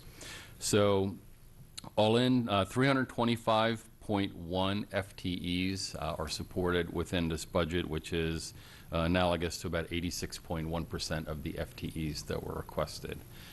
Again, it's a budget year like no other that we have seen in certainly recent times, and us as staff are tremendously appreciative of the support we received from our superintendent, from this board. It carried over to the Arundel Center. Mr. Pittman and his team were phenomenal to work with, and accounting council likewise was very engaged in your budget, very inquisitive, asked a lot of tough questions, and in the end made some very tough decisions that allowed a budget of this magnitude to ultimately be adopted in support of our students, our programs, our faculty and staff. And with that, we would turn it back over to you for questions. Thank you, Mr. Shaknovich, Mr. Stansky, your entire team. We appreciate all that you've done through this extended exercise this year. We've got a couple of board questions. We'll start with Mr. Grannon. Thank you for that presentation. What was the county council's and the county executive's basis for picking which school clusters would get the EEE and which would not? Quite frankly, sir, I'm not privy to the inner workings of their minds. I mean, those two clusters were put forward within the county executive's recommendation that was recommended on May 1st, and the county council final adoption actions comported with the recommendation of the county executive's office. And when the budget proposal first came from the superintendent, all clusters were not slated to get EEE, right? From the superintendent, correct, just one. And Just one? Yes. And Okay. then this board took action by amendment to add 5 additional clusters to the superintendent's request. So you're saying the county executive's office took presumably gave some consideration to the superintendent's recommendation to have it be Broadneck, but then added Glen Burnie. Yes, sir, and that was concurred by the county council as well. Right. Okay, I don't know if we're going to have any discussion time when it comes to the roll call vote, but I just want to say that I'm not going to be voting for the budget tonight, and the reason that I'm not going to be voting for the budget is after just a couple of years of thinking about it, I can't get behind not providing the EEE, which was discussed tonight by Ms. Antoine, and all the benefits that it provides to students. I can't get behind not providing that to all of the kids across the county. And I think you said something like 99.6% of our budget requests had been funded, and I just can't get behind this being in the 0.4% of priorities that is not going to be met. I think all of us would rightly kind of raise our eyebrows if kids in Davidsonville were getting access to enhanced educational opportunities that kids in Glen Burnie were not getting. And in fairness, that door has to swing both ways. So I don't know if there's going to be an opportunity later to discuss this further, but with this budget, with this many clusters, or in fact any of these clusters not getting EEE, I'm not going to be able to support this.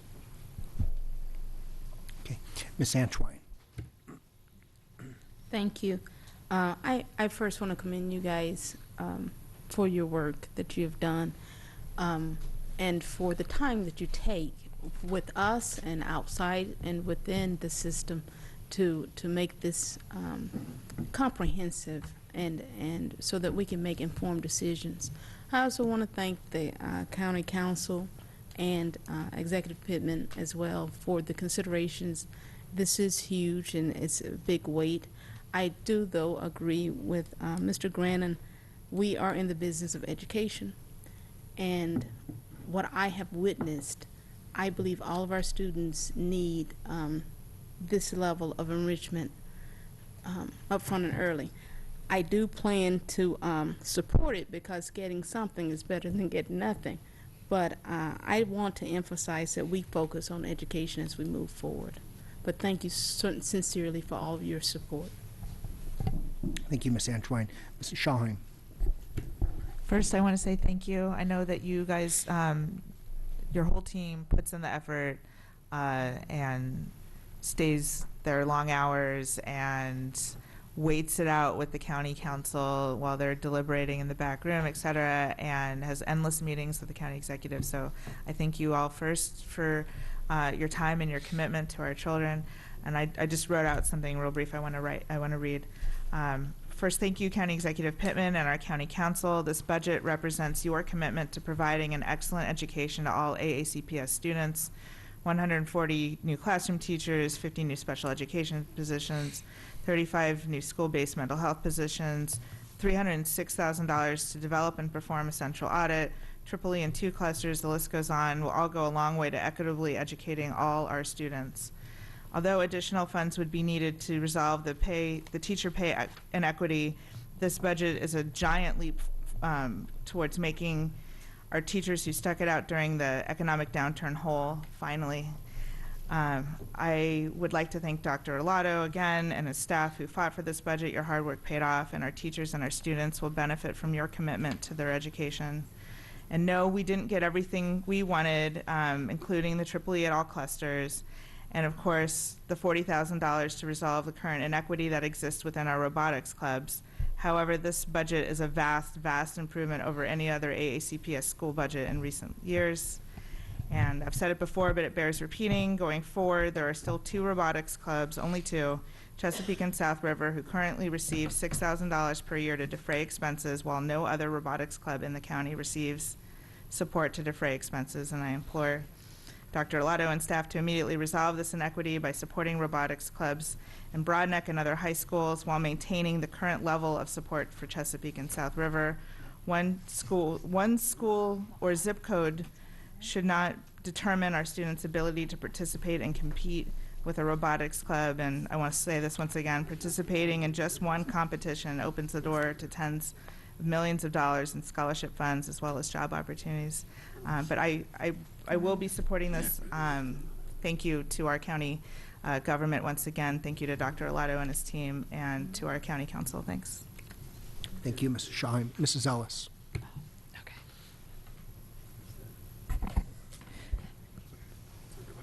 Got it. Thank you. Thanks a lot. I first want to give a heartfelt thank you for your part in, well, first of all, for all the work that your team does. This is an ongoing cycle. You'll be getting ready to start all over again, I know. But I also want to thank you for the part that you played in bringing several new board members up to speed. We really had to hit the ground running, and I've learned a whole lot about budgeting. So I want to thank your team. I also, I just want to make a statement that as a board member, I feel a tremendous responsibility with a budget like this to see funding like Anne Arundel County has never seen before. I feel a tremendous responsibility to the taxpayers, to the parents, to the students, to ensure that we are using the funds to directly benefit our students in every way possible. And I want to thank our county executive for what he was able to do for us, but I also really want to thank our county council for getting the audit back into our budget, because I think that's the best way, that the best move that we can make to, again, ensure that we are spending the money directly to the benefit of our students. So again, thanks to all involved. Thank you, Mrs. Ellis. Mr. Lai. I believe, going back, I've been involved with the school system's budget process since 1996. I believe that's the first budget that I was sitting on that side of the dais that I was involved with. So I've seen budgets from John Gary and that county council, from Janet Owens, from John Leopold, from Steve Shue, and now from County Executive Stuart Pittman. And in these 23 years that I've been involved with this budget process, this is the most significant support that's ever been offered to Anne Arundel County Public Schools. And I'm very heartened to hear my colleagues have a recognition of that. And I'm also heartened by Ms. Ellis's comments about, as I said, when we thought we were going to get this, that it's really on us now. I mean, for years, you know, we as a school system, when I was sitting there where Alex is, was saying, just give us this much more and we'll be able to do X, Y, Z and have this, you know, proof of concept that we can be much better, just give us the chance. Well, now we have our chance. And based on how we perform is going to have a lot to do with whether this does continue in the future. So I am extremely pleased with the support of the county executive and the county council. I'm very pleased with the cooperation and teamwork that this board showed in putting this budget together. And I will be very, very pleased and proud to cast my vote in support of this budget. Thank you. Thank you, Mr. Lai. Mrs. Hummer. All right, so bear with me. I'm going to read a little bit too. This is an amazing budget, and I want to thank the county council and the county executive for listening to this board and to the public when we cited the needs of the school system. Increased compensation for all staff members, including makeup steps for our loyal employees who've stayed with us since the recession, as well as additional teachers for reduction in class size, increased personnel to address social emotional health, special education, and our English language learners, hit all the top priorities we've been advocating for. I'm especially happy to see the addition of 6 assistant principals, as this is an addition I've been advocating for since I arrived on the board. I hope the public realizes how historic this budget is. Over the past 4 years that I've been on the board, the school system has received less than half of what we requested. This shortfall has resulted in larger class sizes, reduced program opportunities, and valuable staff lost to other systems. As board members, we have a duty to ask for the true needs of the school system in order to serve the precious children under our care. For too many years, even as the board asked and pleaded, the funds were not made available. Last year, in keeping with that duty to ask for what we truly need, I stated that this county must look at increasing taxes because under the current funding, we were barely treading water and were not able to meet the needs of our students adequately. I was chastised on this dais for being political by bringing up tax increases and told that the county had made it clear that they do not support that by the people elected to office. Well, I'm proud of this county for listening to me and to others and responding to what they've seen with their own eyes, that our schools were being held back from all they could be because of lack of funding. The people spoke, and November brought people into office for county council, county executive, and our state representatives who saw what many of us have been saying for years. I applaud our county councilmen and the county executive for their clear eyes to the needs of the county, their vision for the future, and their prudence in voting for a reasonable and restrained increase. I thank the county executive and his team. I thank the county councilmen who voted for the overall budget, and I thank the county councilmen who, while they could not vote for the entire budget, did support and enhance the school system budget. This solidarity with the Board of Education and the school system is a welcome partnership and a sign we are all working toward the same goal of making AACPS the best place for all students, and I look forward to the challenge of putting these funds to work for our children. Thank you, Mrs. Hummer. Mrs. Urea.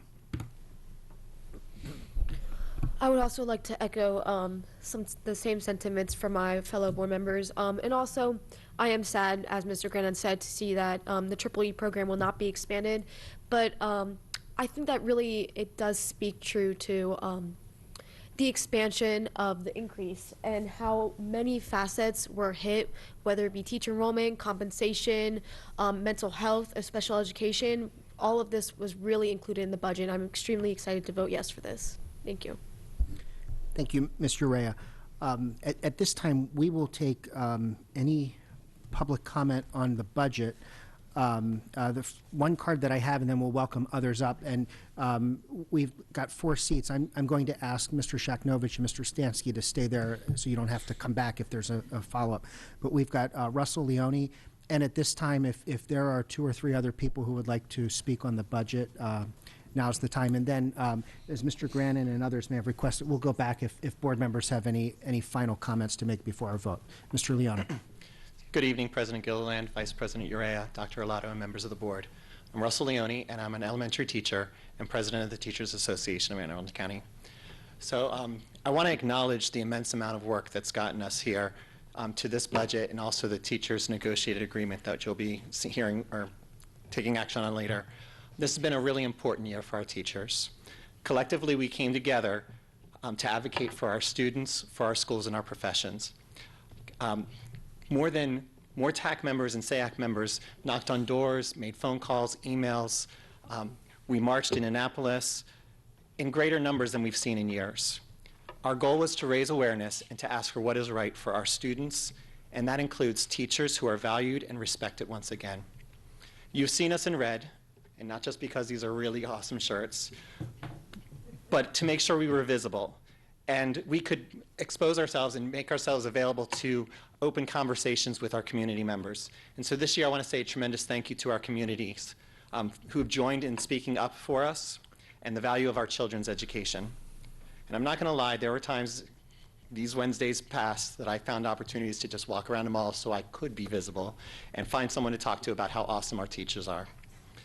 And the support from the community has meant a lot to us. Our county executive and county council have kept their promises to education and have presented an education budget like we have not seen in my 20 years here. I must also thank this board for the requests that you've made on behalf of all educators in AACPS, the teachers, the support professionals, the administrators, all of us.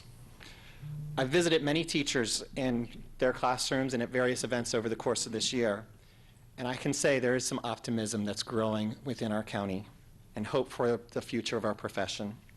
Now, don't get me wrong, I know there's still a lot of work that we need to do in the future to make our teachers whole. Now, I've also heard many times people have told me, if you want to see an organization's values, look at their budget and see where they're spending their money. And I have to say, by looking at this budget and what you've requested, we can see that you are valuing students and educators. And for that, we must say thank you. It's really nice to see that, that you have really shown in this budget that teachers are included in that list of who we value in this system. For that, I again say thank you to all of you and look forward to next year when we continue this work, because there is still more work to be done. So thank you. Thank you, Mr. Leone. Ms. Wilkerson. Good afternoon. Helen Wilkerson, President of Secretary's Assistants Association of Anne Arundel County. I'm in my hat. I'm in my comfy because it's summertime. And I'm so glad that we're on a break, but we're really not finished. First, I'd like to thank the board, the county council, county executive, for this lovely, gorgeous budget that you all have worked so hard for. Do not misinterpret that SAAC and the Unit 4 members are not grateful for the hard work and for the compensation that you have embarked upon us for this year. We are saddened today that we are not here at the table to ratify our contract at this time, but we hope and we pray that we will be at this table very soon to ratify a contract. We thank you for everything that you all have done and hope that you all continue to do a great job for Anne Arundel County. Thank you very much. Thank you, Ms. Wilkerson. Any further public comment at this time? Seeing none. Any final board comments? Mr. Grandin, did you want to say anything else? You had. Oh, okay, excellent. At this time, then, we will call the vote. Mrs. Connolly, this is a vote on the Board of Education's FY20 operating budget. Would you please call the roll? Ms. Urea this evening. Ms. Aye. Urea? Aye. Ms. Antwine? Aye. Ms. Shahan? Enthusiastic aye, thank you. Mr. Live? Aye. Ms. Ellis? Aye. Mr. Grannon? Nay. Ms. Corkadell? Aye. Ms. Hummer? Aye. And Mr. Gilliland? Aye. 8-1, motion passes. Motion passes. Thank you so much. We'll now move to item 4.02, which is the FY20 capital budget adoption. This is an action item. Dr. Arlotto, can we have your recommendation, please? Yes, sir. I recommend Board of Education approval and adoption of the County Council approved FY 2020 capital budget as presented. Is there a motion? A motion? Second. Great. We've got a motion and a second. Mr. Shakhnovich. Again, good evening. For the record, Alex Shakhnovich. Lisa Seaman Crawford, Director of Facilities.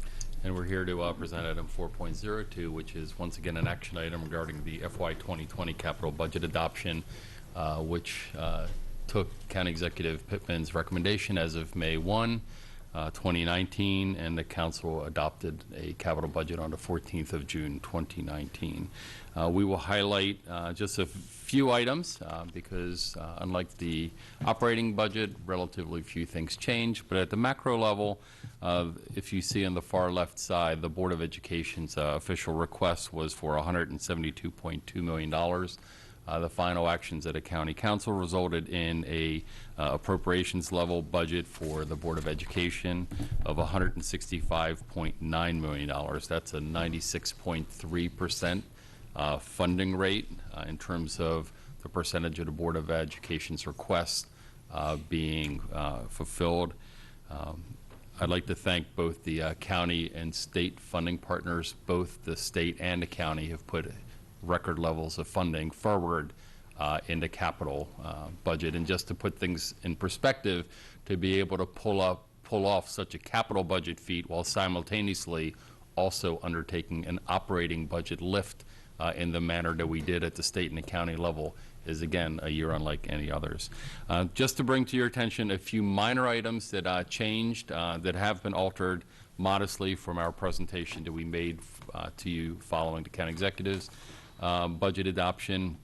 In the area of security-related upgrades, there was a modest reduction in terms of the funding level, and that was just to true up a state grant.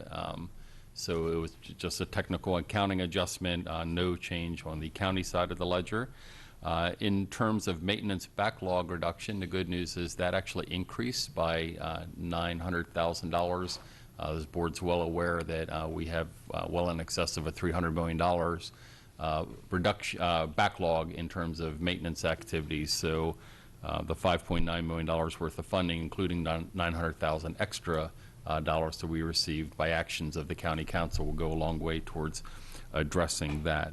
Line item 25 did receive a modest, and by modest I mean a $34,000 reduction, and again that's a true up to a state grant from what was initially proposed or supposed to what the final grant documents depicted. And then finally, in athletic stadium improvements, priority item 28, there was a $100,000 increase, and that brought that line item up to full funding. So the amount of funding recommended was a match for what the budget's request was.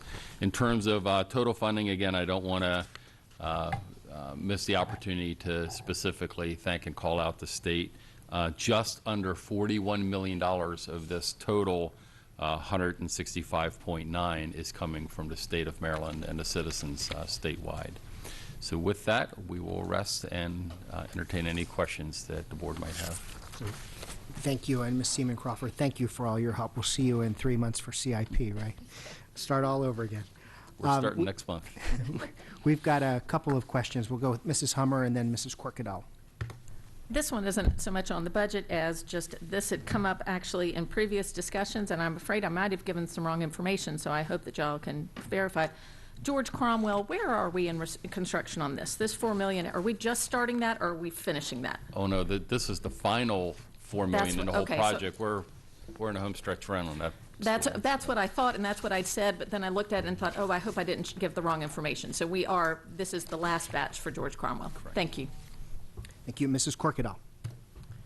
This is more of just a comment than a question for staff. There was one amendment that we had made on our side to the superintendent's recommendation, and that was for playground equipment improvements. And so I just wanted to point out, I think, the timeliness of based on some of our guests discussing recess.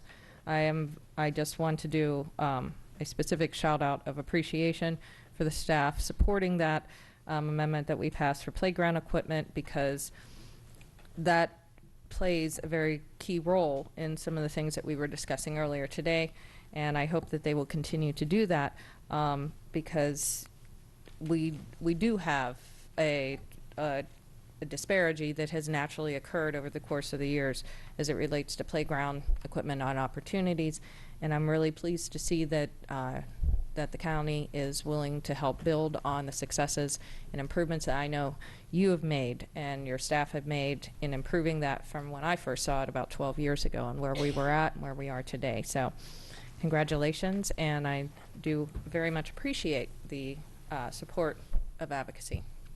And I appreciate that, Mrs. Corkadell. I'd be remiss if I didn't also thank Rick Anthony, who's the County Director of Recreation Parks. He actually is a big champion and actually advocates on our behalf in terms of our gymnasiums, our stadiums, our athletic functions, and our playground accounts. So Mr. Anthony also deserves our personal thanks. Well, then I will personally extend that thank you to Mr. Anthony. He is a wonderful civil servant.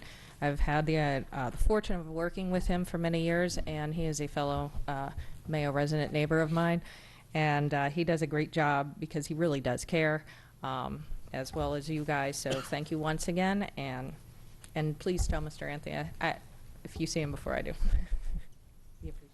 Thank you, Mrs. Corkadell. Mrs. Shanghai. Again, I'm grateful for your advocacy on this side of the budget too, and for all of your hard work. I have a question. I have a couple questions.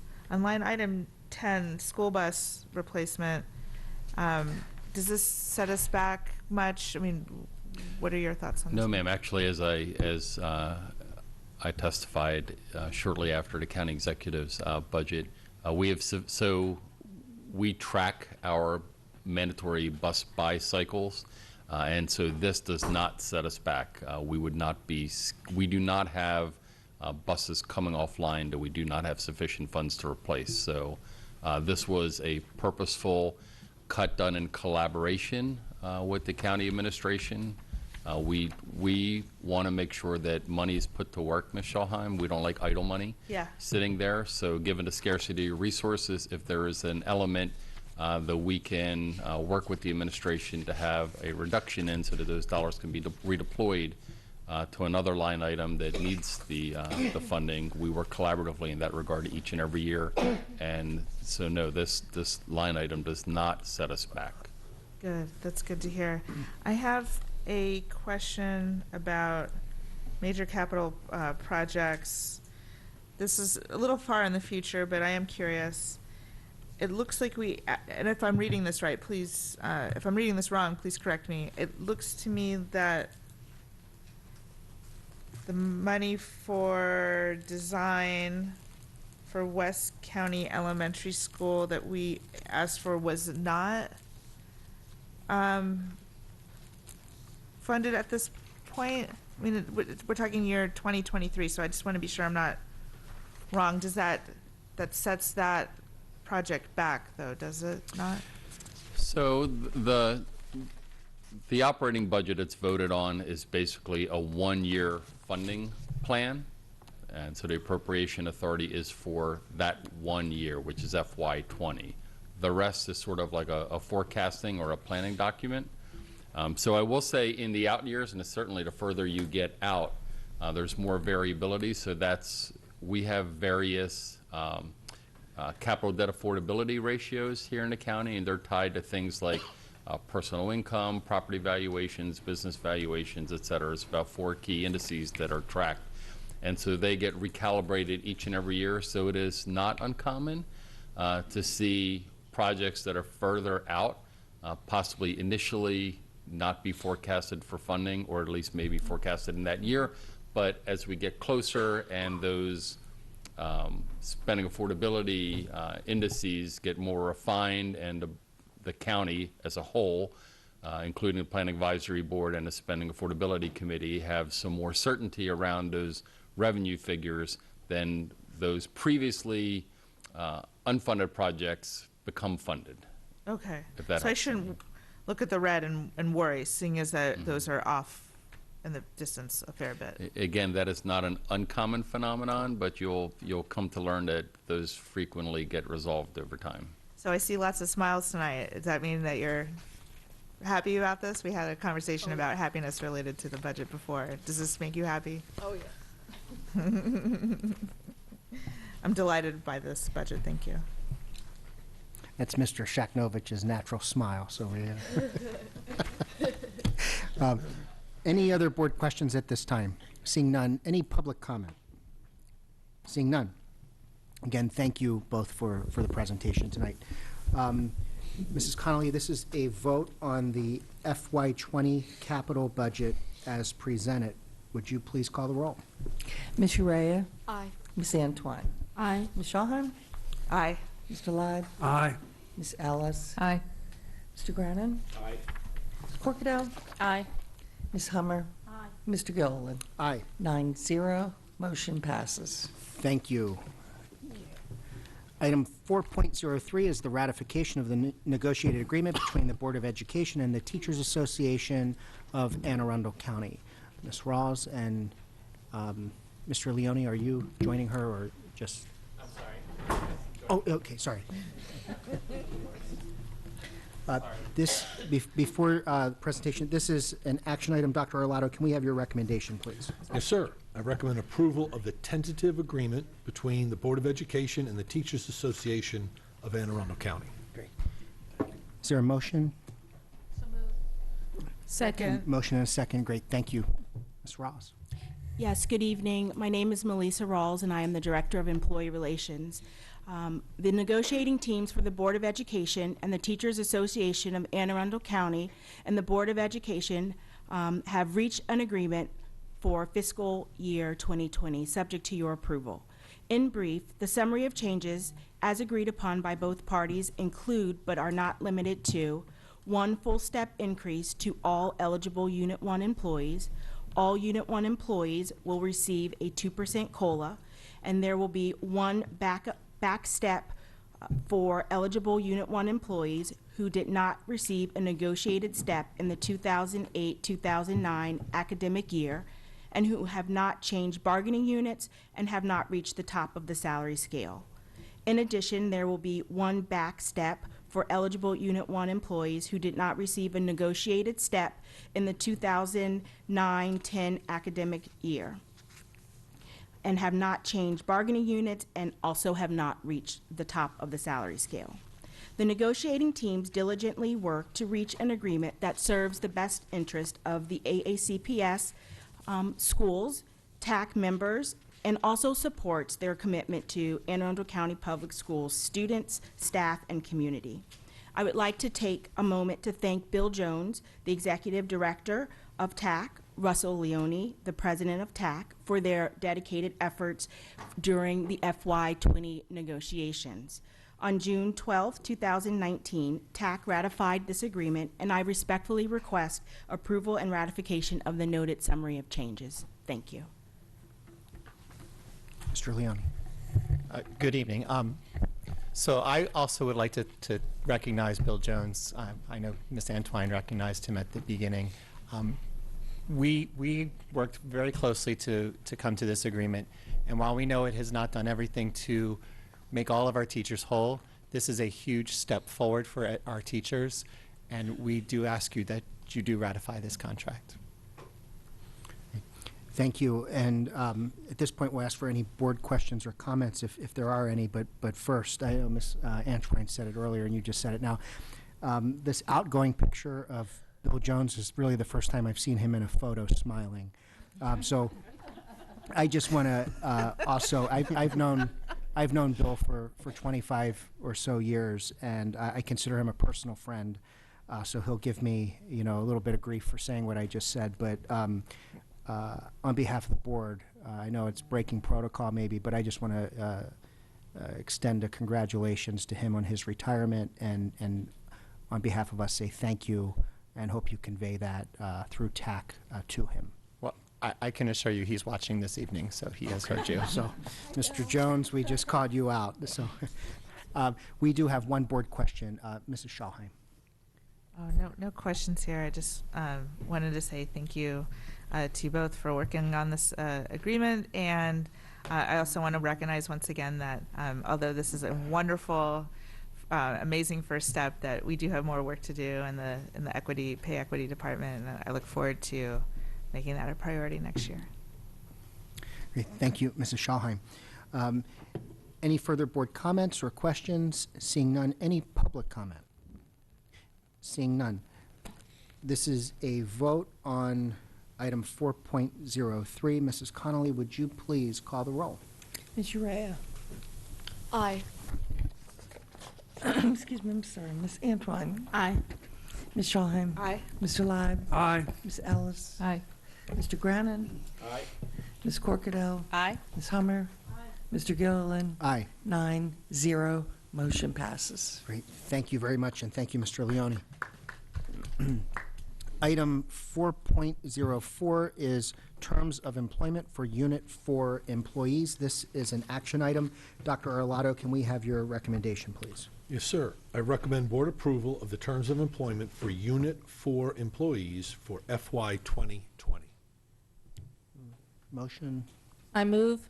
Second. Great. Thank you. Just, Ms. Wilkerson, are you joining for any comments on this with Ms. Ross, or?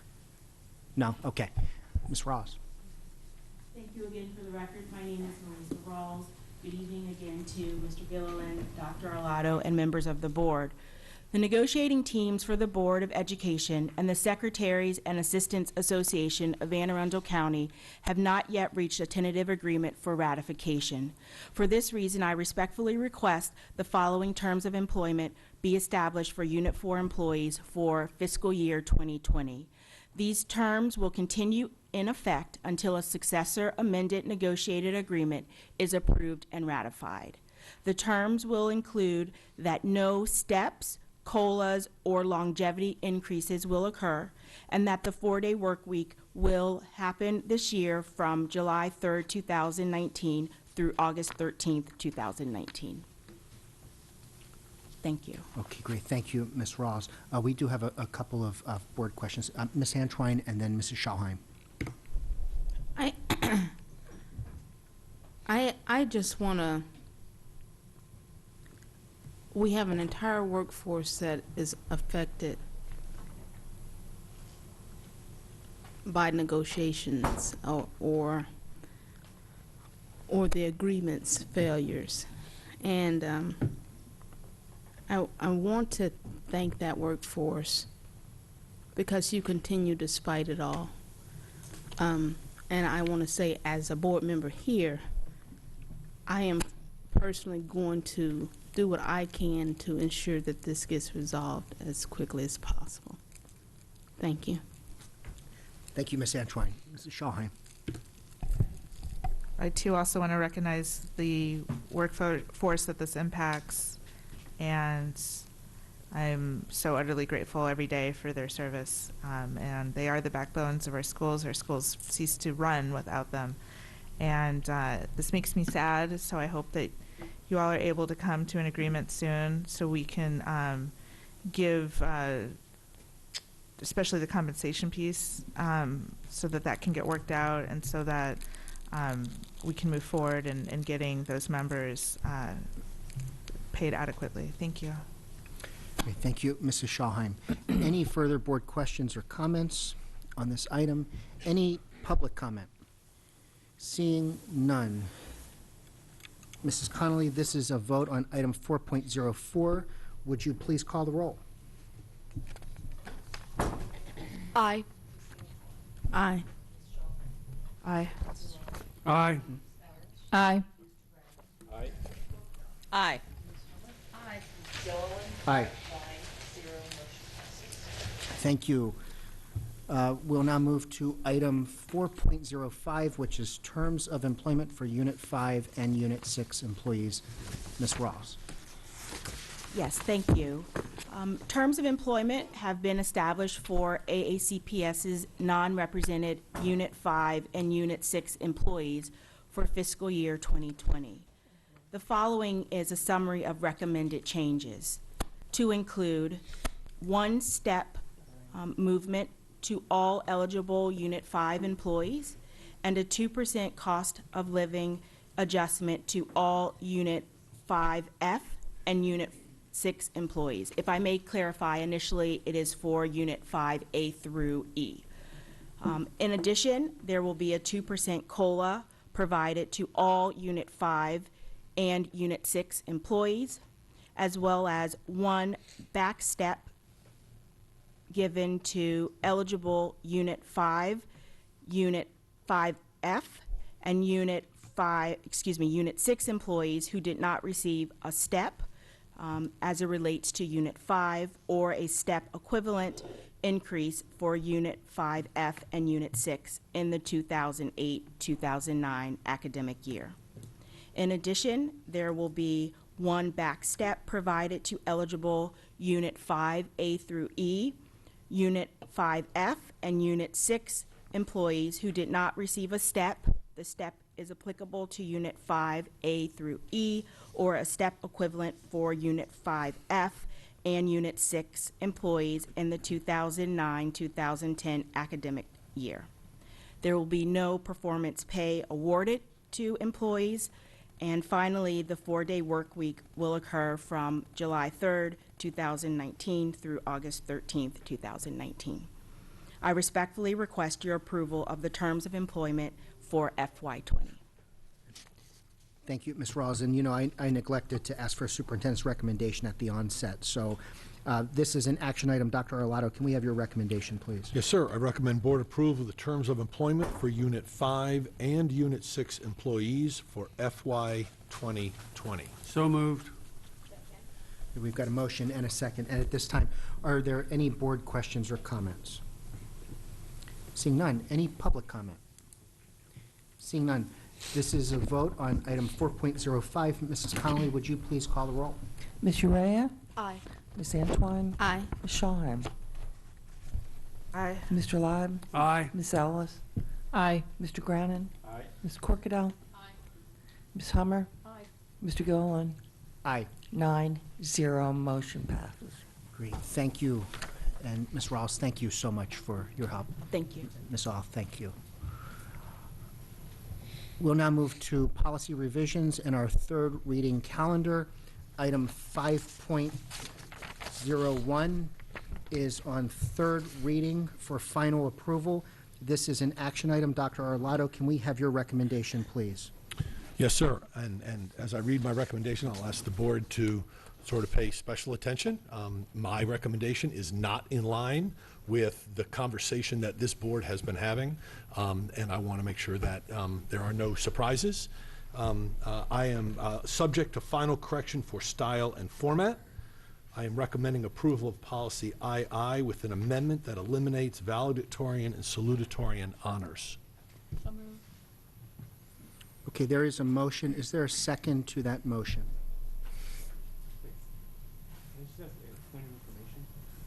Who's the motion coming from? Mrs. Hummer made the motion. She just said so moved based on the text of the superintendent's recommendation. So as it stands now, that's the motion on the floor, but that motion can be changed if there's no second.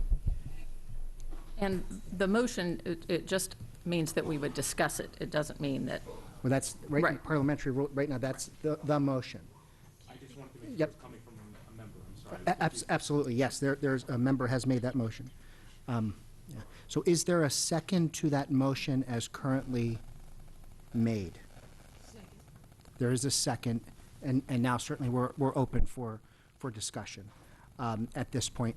Let me just ask, we've got no staff presentation, but were there any plan comments to be made, or just for board questions? Excellent, excellent. Okay, we've got a number of board questions and comments. We'll start with Mrs. Ellis.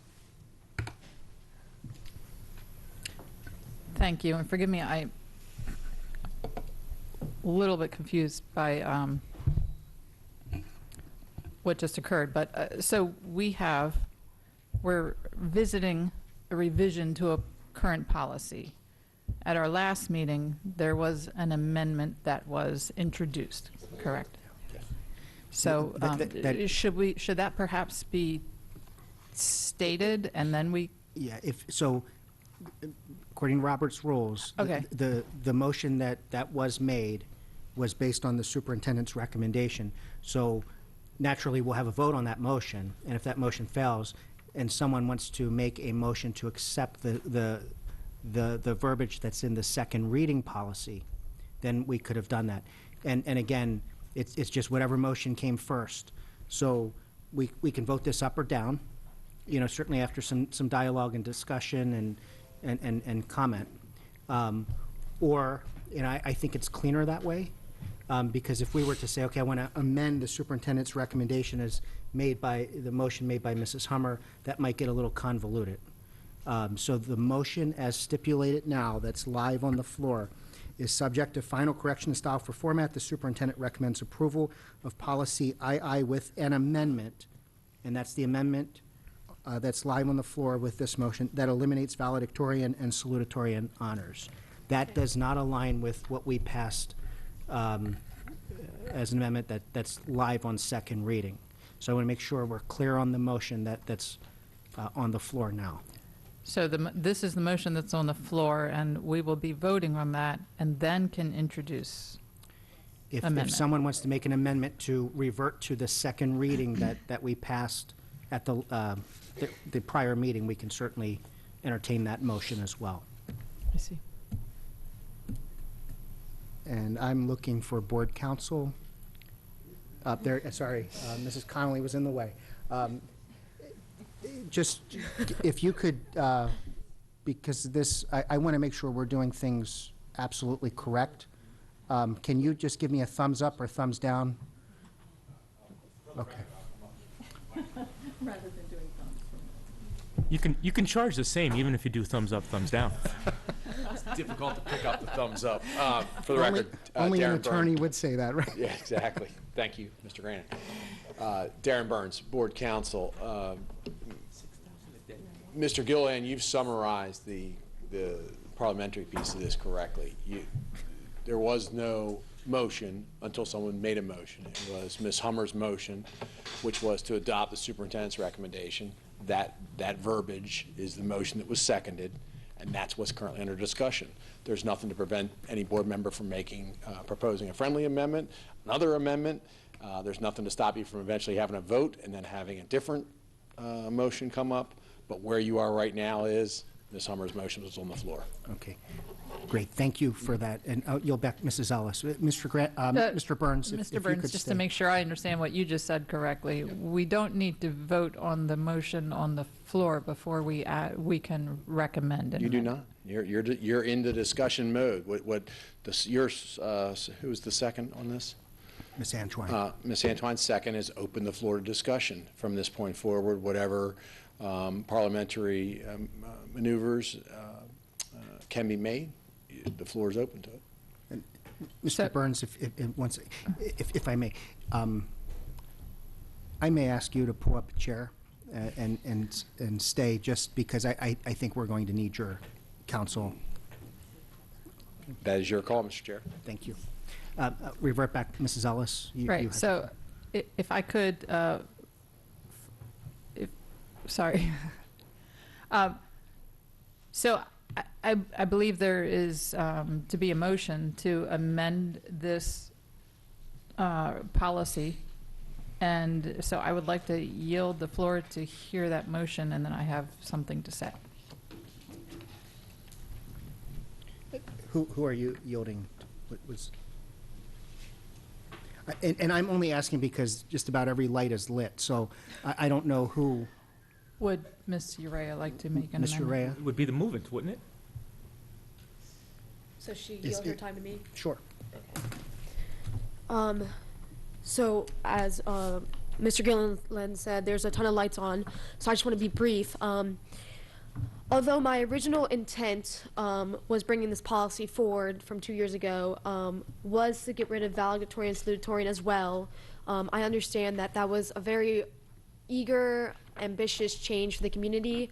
And from my standpoint, I got a lot of emails and public comment talking about specifically Val and Sal and how they wanted to keep that for tradition or various reasons. So naturally, I amended as at second reading for a compromise, as many board members are probably going to speak about today.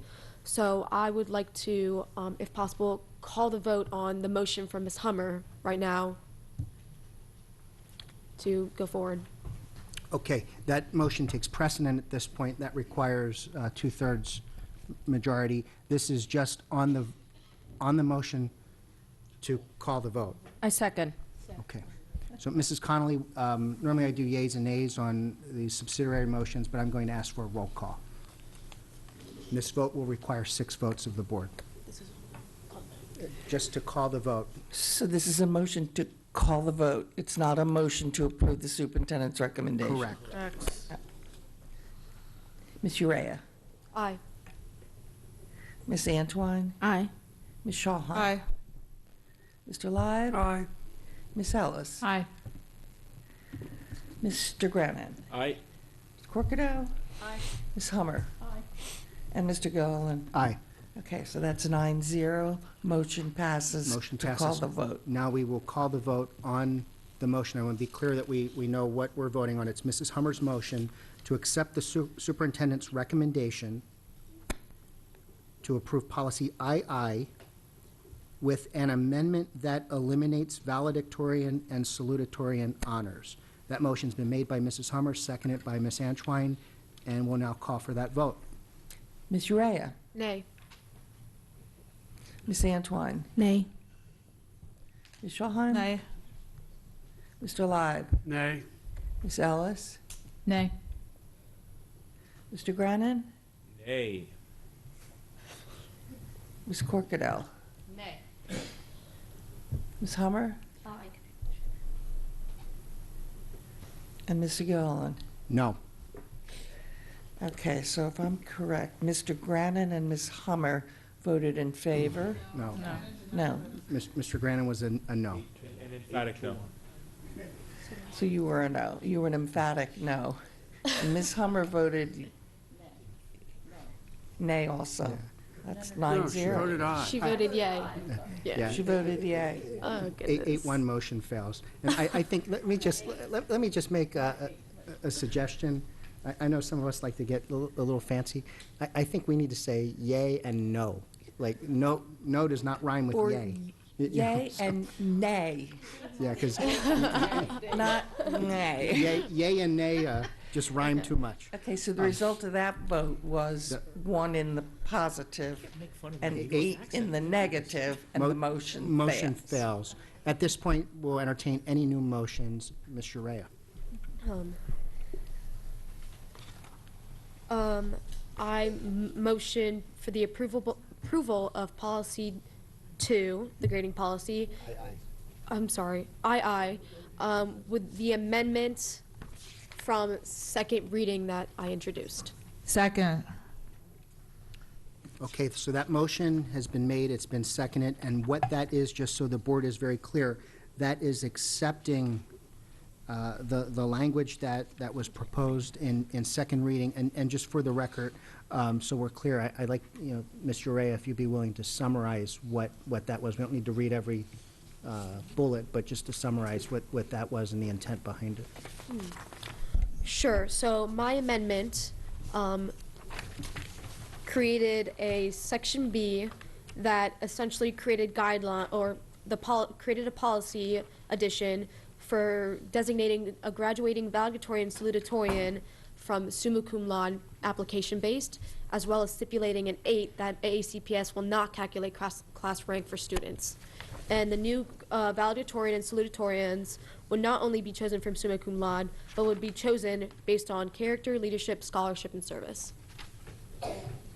Okay, and then, just in the interest of public transparency, that is the verbiage that is in the current, that's on our website, that's showing in the Board Docs software platform. So that motion has been made, it's been seconded, and now we'll open up for board comments. And because we originally went to you, Ms. Ellis, I'll continue if that's okay. Thank you very much. So I have a few things to say. It's very important that we're very transparent, and that everyone who is listening or paying attention, because there seems to be a lot of opinions about this topic, that everyone understands where we are now and what is being proposed.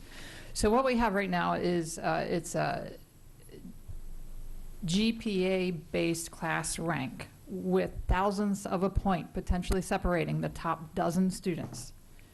Currently, we give the titles of valedictorian and salutatorian to the 2 students earning the highest GPAs in their class, but these are not the students to address their class at the graduation ceremony.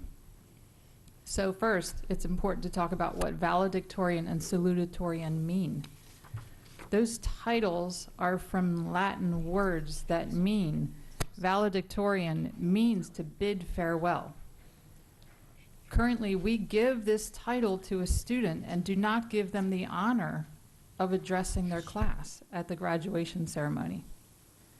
Salutatorian is a greeting.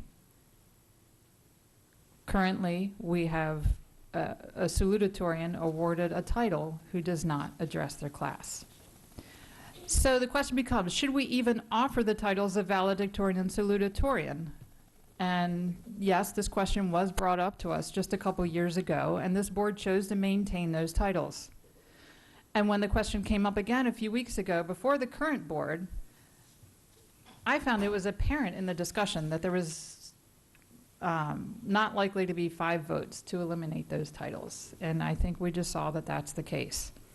And while I do not have a strong opinion on that question, I did vote against eliminating those titles. I do feel it is an honorable and worthwhile tradition to maintain those titles and honoring the top 2 students of their class. The problem we're faced with now is that using GPA as the sole determining factor of who will be receiving those titles has become antiquated and frankly detrimental to our students. School systems like Anne Arundel County offer many different choices to students than they did 20 or 30 years ago when many of us were in school. Additionally, there are far more experiences available to students outside of the classroom than there were in our time as students. Colleges and universities recognize this fact, which is why the application process is much more complex than it used to be. This is also why over 50% of high schools in our nation do not use class rank. Students in Montgomery County and Fairfax County, 2 top performing school systems like our own, see their students still gaining acceptance into top universities long after eliminating the practice of using class rank. We have heard testimony from students within our own school system and beyond telling us regretful decisions that they have made based on chasing this number of class rank. For me, the very most compelling testimony and the one that solidified my feelings on this issue was when a young lady, valedictorian of her class, told us that she gave up the opportunity of an internship at Johns Hopkins to be able to take just 1 more AP class to edge out the next student in the chase for that top spot. Based upon what I know about the college application process, whatever student did take that internship was likely a high-achieving student as well and would have looked more favorable on his or her application having had that experience. So why do we still have a policy that creates the kind of competition that causes students to make poor choices for themselves? I am in favor, as I said, of continuing to offer the titles of valedictorian and salutatorian, but those titles must go to students who are truly top students, which by today's standards means students who are driven beyond the classroom and better prepared for college or employment. I do understand that there's concern about the method that we would use to determine those titles under this new policy. I've never been one to believe that just because something is a little more difficult or complicated means that it should not be done. This does not have to turn into a popularity contest, as some have expressed concern about. It would not be that difficult to determine a point system that captures all of the qualities that are being established as criteria in this policy. I have read enough in my own online research to know that we are not reinventing the wheel here, and there are other school systems to be found who are using a similar practice. I trust that AACPS can talk with other school systems and weigh the various options that, as they're creating new regulations to come up with a system that is not only fair, but will better determine and better encourage high-achieving students to forge a path for themselves that will lead to endless opportunities for their future.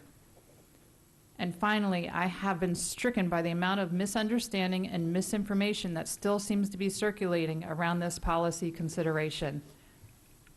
I continue to read and hear comments that we're somehow seeking to dumb down our students and create an every child gets a trophy atmosphere. I challenge anyone to look a summa cum laude student in the eye and tell them that they did not work hard and perform exceedingly well, the top of their class, for that honor. Let me remind anyone who's listening that the new policy only makes the titles of valedictorian and salutatorian available to students who have achieved a GPA of 4.3 or higher. Some school systems offer the title of valedictorian to all of those students who reach the highest benchmark of GPA that they have set. We're still looking to have only 1 valedictorian and 1 salutatorian selected among a group of students who have achieved the honor of summa cum laude. I will be supporting Ms. Urea's amendment to this policy, and I ask my fellow board members to please consider everything I have said and do the same. Thank you. Thank you, Mrs. Ellis. Mr. Lai. Thank you, Mr. President. Some may believe that the challenge to earn a high-class rank and be valedictorian or salutatorian of your class is unhealthy, unnecessary, and counterproductive to the purpose of the education system. In the quest to do away with class rank and alter the method of determining val-sal, many, including neighboring school systems, cite unhealthy competition as one primary reason. However, labeling competition as unhealthy does a great disservice to our students. Yes, competition is stressful, but this stress should and can be beneficial in later life. Stress in our students' younger years can and should be a learning experience to train students to deal with difficult situations that they will surely continue to encounter, either in post-secondary education or in the job market. Another argument against class rank and the titles of val-sal is that it may cause students to take classes they may not want to take. The concern being that students will not take such classes because they enjoy them, but rather only to better their GPA. But honestly, who really enjoys school anyway? And carrying this thought a little further, I don't. What is the difference between the race for valedictorian, practically requiring students to take classes they may not enjoy, and schools actually requiring students to earn a certain number of credits in mandatory subjects that they cannot stand? Those two things are pretty amazing to look at. This whole effort, at least to me, appears to be catering to the lowest common denominator. Satisfying all will lead our education system to fall apart piece by piece. Many students will no longer be motivated to work hard to earn class rankings. This year it is val-sal and class rank. What will come next? Maybe open space classrooms. Oh, sorry, we already tried that, and it failed miserably. Heck, why give grades at all? Why not do away with weighted grades while we're at it? After all, we've been informed that colleges, in their infinite wisdom, already basically completely reassemble a student's record into their own systemic approach for admission anyway. So why do we need grades? So when it comes right down to it, I'm convinced that competition is healthy, academic stress is meaningful and can be beneficial, and course selection is a student's choice, and we should not criticize that choice.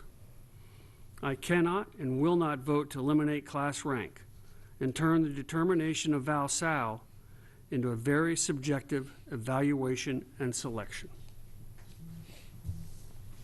Thank you. Thank you, Mr. Lai.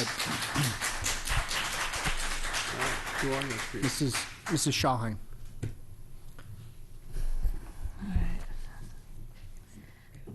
So I've thought about and prayed about this issue a lot. At first, I was a solid no. Why would anyone want to get rid of a system that has been in place for years? Why would we not want to honor our highest scholastic achievers? This was the way it was done when I went through, although I was nowhere near the top of my class. And what about scholarship opportunities? If we get rid of val-sal, aren't we also making those opportunities for our highest academic achievers disappear? And so I did a lot of listening. I did a lot of learning. I listened to our wonderful staff. Thank you, Dr. McMahon, for all of your data. I listened to our VP, Ms. Urea. I listened to a room full of students who came to testify. I wrote an article in the June Severna Park Voice, asked for and received tons of feedback. I have been a dead no on this issue. I've been an enthusiastic yes on this issue. And for the last several weeks or so, I've been a yes, a no, and a maybe, sometimes all at the same time. So while we live in an ever-changing world. Nothing is how it was in 1994 when I graduated high school. Ideas and standards have changed. Our job market has changed. College admissions criteria have changed.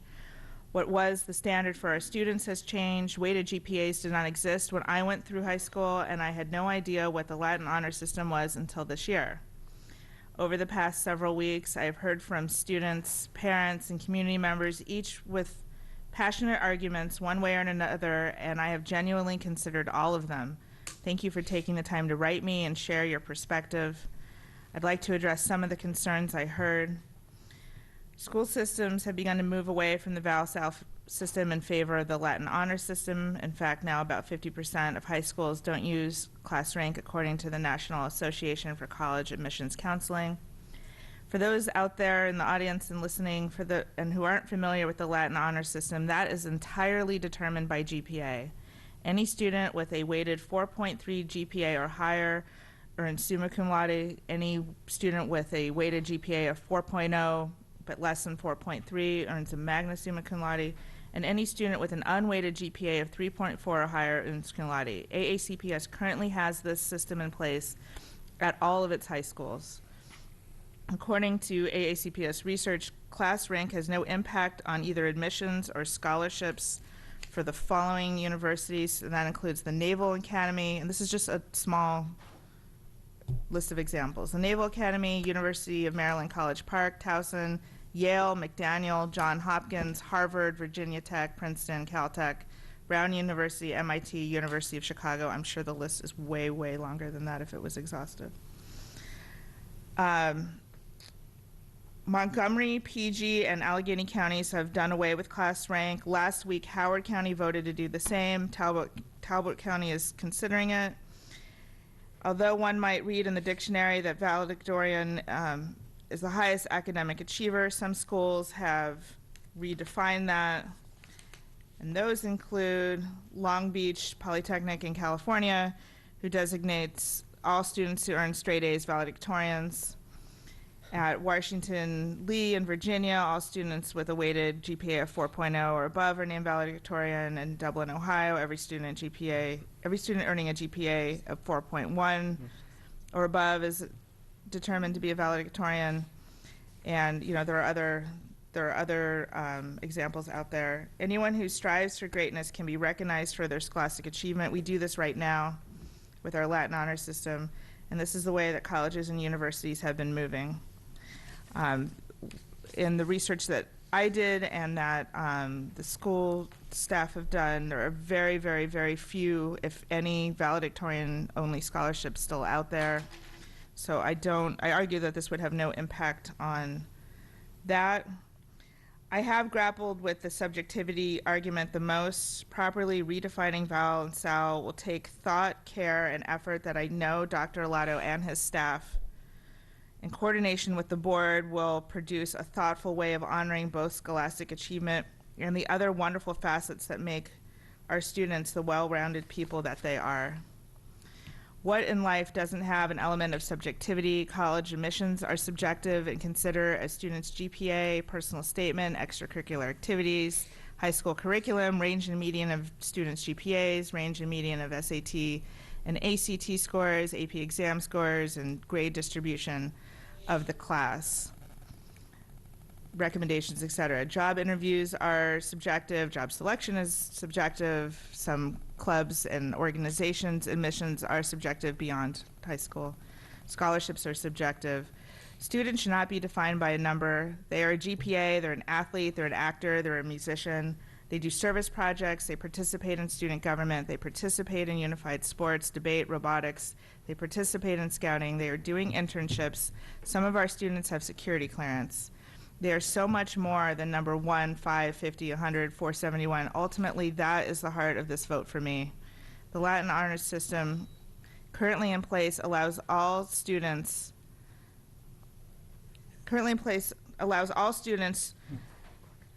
to follow their passions, to take the courses that interest them, to not give up on band or the school play in favor of one more AP, and to also complete an internship at Johns Hopkins. Change is hard. I hope that we can be brave and do what's best for our students and lead. I am in support of Ms. Urea's amendment, and after we vote on this, I do have motions for other amendments to it. Thanks. Okay, Ms. Antwine. I just want to say, first of all, Josie, thank you for bringing this issue and the concerns that go along with this issue to the forefront.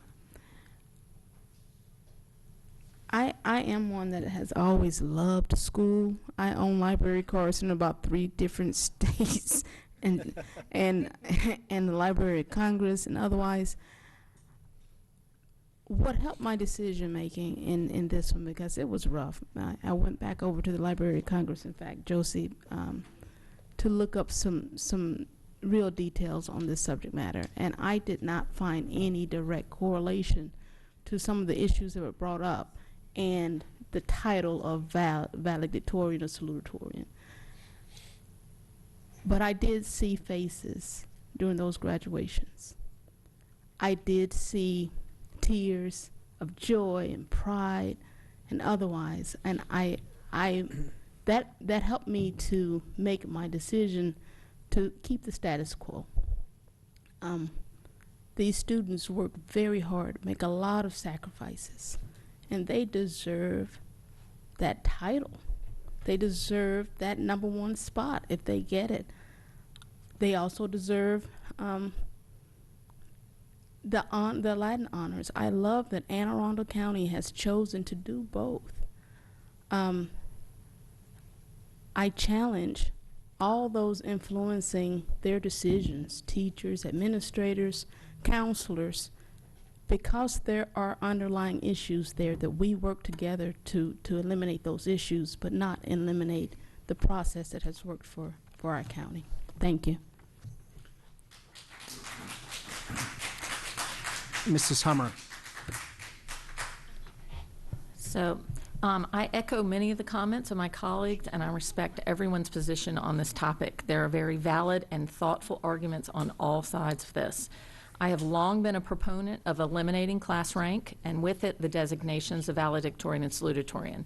When our school systems offered one set course of studies for all students, Val-Sal was an objective criteria that measured students equally, apples to apples. However, today we offer dozens of programs and courses of study, all of which are rigorous, but many of which offer opportunities for weighted grades that others do not, thus making it an apples to oranges to pineapples comparison between students' coursework. On top of that, often students in the top 5, 10, or even 25 of a class have GPAs that differ by thousandths of a point. I find that level of distinction between individual students too fine of a sliver to name one student above another. Thus, I believe that Val-Sal is a tradition that has run its course. I believe the Latin honor system more appropriately recognizes outstanding academic achievement across the variety of programs we offer and allows more students to be recognized and celebrated. The broader recognition of excellence has encouraged students to challenge themselves against the Latin honors standard, and it's been an awesome sight to see the many gold, silver, and bronze stoles at graduations.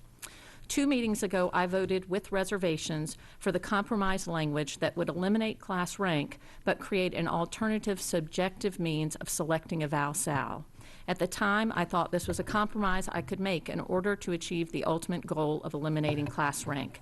However, while I appreciate and respect Ms. Urea's efforts to maintain this Val-Sal tradition while also attaining that goal, I have determined that I cannot support this alternative selection process. While well-intended, I believe a subjective selection process will only increase the stress on our top students rather than alleviate it.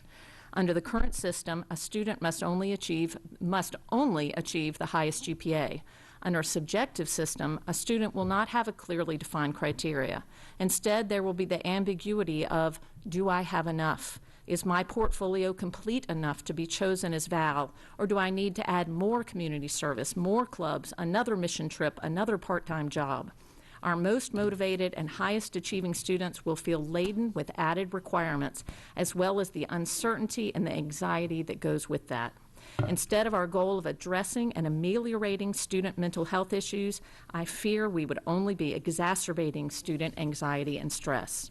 For that reason, I cannot vote for this policy as amended with the alternative Val-Sal selection criteria. I believe this compromise language actually fails to address the priorities of any board member.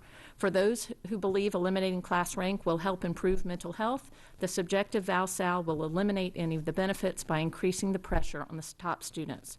For those who believe in the importance of class rank and recognizing top academic performance through ValSal recognitions, this plan actually dilutes the honor of ValSal by creating what some community members have called a popularity contest rather than honoring top academic performance. I believe the time has come to eliminate class rank and ValSal's distinctions entirely, but if that cannot be done at this time, I believe the current process of Latin hours and the Latin honors and the traditional ValSal selection is a better alternative than a subjective selection process that increases student stress and anxiety, muddies the meaning of valedictorian, and doesn't truly address any of the concerns, doesn't truly totally address any of the concerns of individual board members.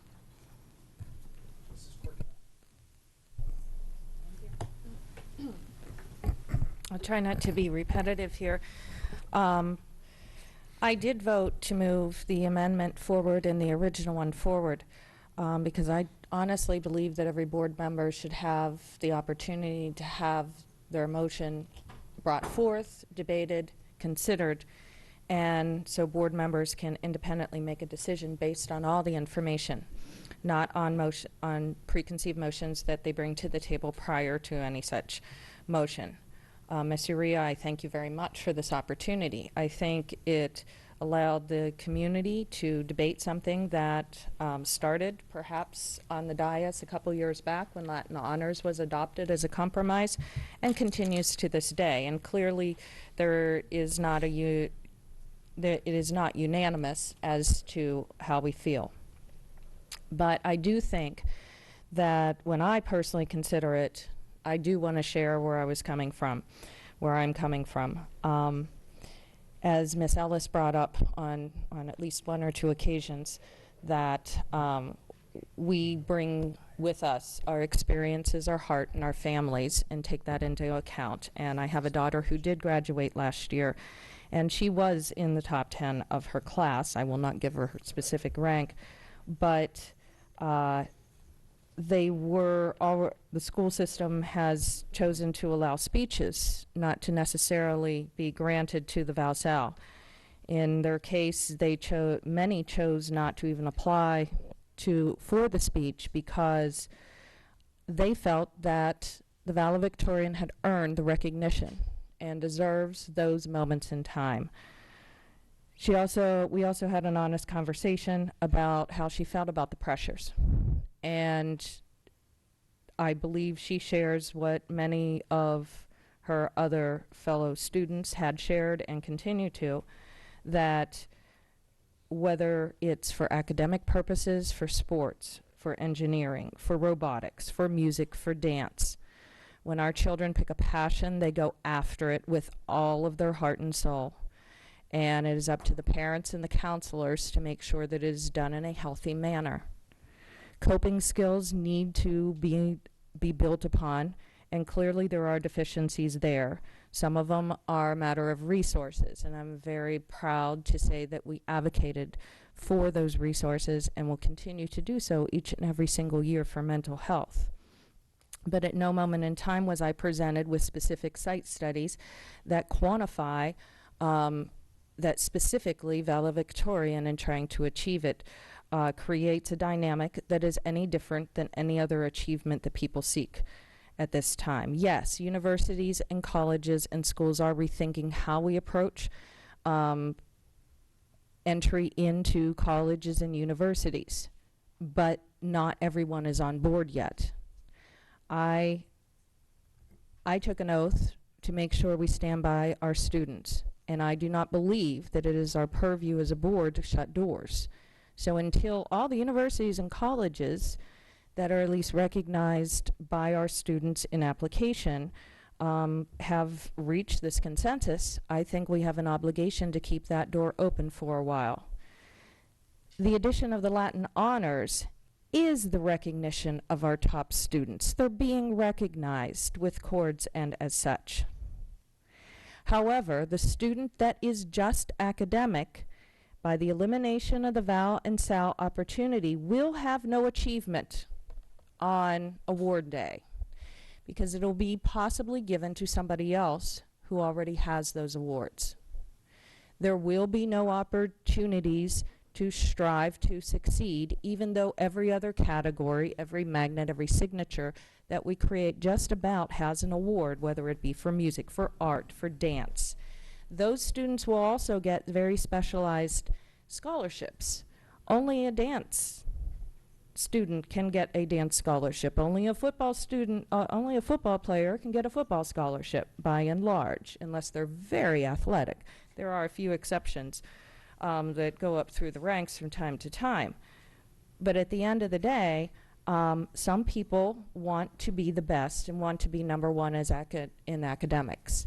And I don't think that it is our purview to make that determination when we allow the continuation of opportunities for every other passion.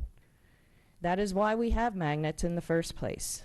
There will be one day, perhaps, when the universities and all the schools get together and say, let's think how we do this different. There are many times that AACPS has been on the edge, on the cutting edge, as it relates to diversity, narrowing that achievement gap. And we receive awards internally and externally to those efforts. But this is not the moment in time to be on the cutting edge. Because if I shut that door for just one child, maybe that child doesn't have the opportunity, their parents don't have the credit to take out that student loan in the first place. I have not been given substantiated evidence that reflect that although anything but progress in that matter. I would encourage the staff to continue to monitor this. I'd like to come back maybe in a couple years if the situation has changed. But currently I do not see enough evidence to that effort.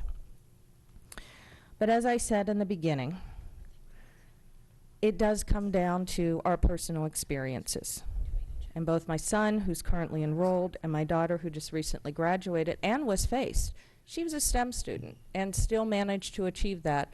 And there is no indication by her guidance counselors or otherwise that she could not have hit the number one if she had made that decision. She chose to take a slightly different path and dedicate some time and to volleyball sport, made captain of both JV and V instead. So she did make that choice. She made it on her own, and it was made collaboratively as a team. When I hear students tell me that they had no choice or that they felt the pressure to do that, I would hope that the families and that the schools would continue to support to well guide them. On one last note, I heard during the during the Education Excellence Awards, Dr. Arlotto talked about one of the best advices and speeches he had ever heard were teachers who said that they wanted to give an opportunity for students to fail. What we were talking about is the pressures of those who did not make valedictorian, and that is one of our responsibilities, is to teach that lesson. I want to thank the staff for their thoroughness in providing us with information. It started at the policy committee, and I asked some of the same questions that I am now addressing, and I do feel that they adequately well addressed them. Personally, when I analyze it and I look to where we should be, I think that this is not the moment in time, and I will be a no until I know that I'm not shutting a door for a student and that I'm not removing an opportunity of failure, which is just as important as the opportunity success that would be removed by either the original motion of Ms. Hummer or by the amended one presented in the prior meeting and reaffirmed tonight by Ms. Urea. Neither keep all the doors open. And as I said, I just want to reemphasize that this is the only academic achievement that's truly academic. And we do have students that just focus on academics. There is nothing about a well-rounded student that replaces that. This is not about being opposed to saying who's the well-rounded MVP versus the captain of the team. If someone wants to create another award for award nights at every single school and add a couple more minutes to a very long night, which I would be happy to sit even another hour if that's what it meant. But to remove this and to dynamically change, lastly, I'll just point out the Val Sal is not our place to define. That was defined a long time ago, and I do not think that we have the power and authority to redefine it.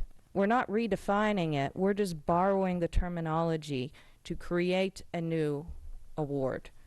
Because Val and Sal has a tradition that dates back well beyond any of our terms, and will continue, I believe, for at least a few more years to come. Thank you. Mr. Grannon. Okay, I'll try to be brief because it's late and this has been a years-long conversation, so I don't think anybody up here is in doubt as to how they're going to vote. I don't think we're changing anybody's minds anymore. But I will just briefly say that I do appreciate hearing the views of my colleagues. I agree with literally every word you just said, and Mr. Leib, I agree with everything you said except for not liking school.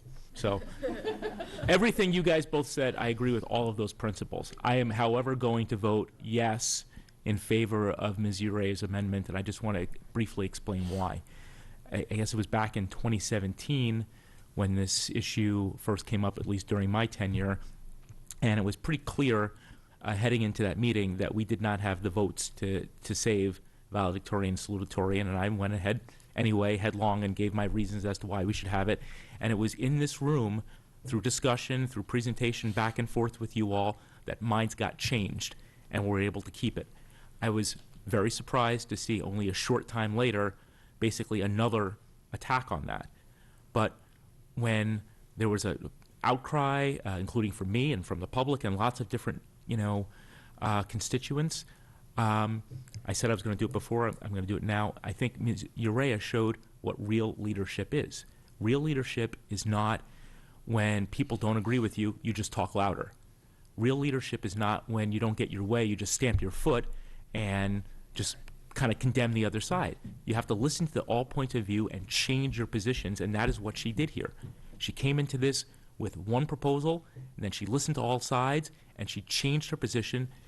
That kind of compromise, that's real leadership. That's threading the needle. And although I agree with every single thing in principle that you all just said, and was impassioned in my support of valedictorian and salutatorian under the current system in 2017, I'm not willing to have this be like a political football that keeps getting attacked year after year, and then one member changes on this board, and then it's under attack again, and we keep taxing the public.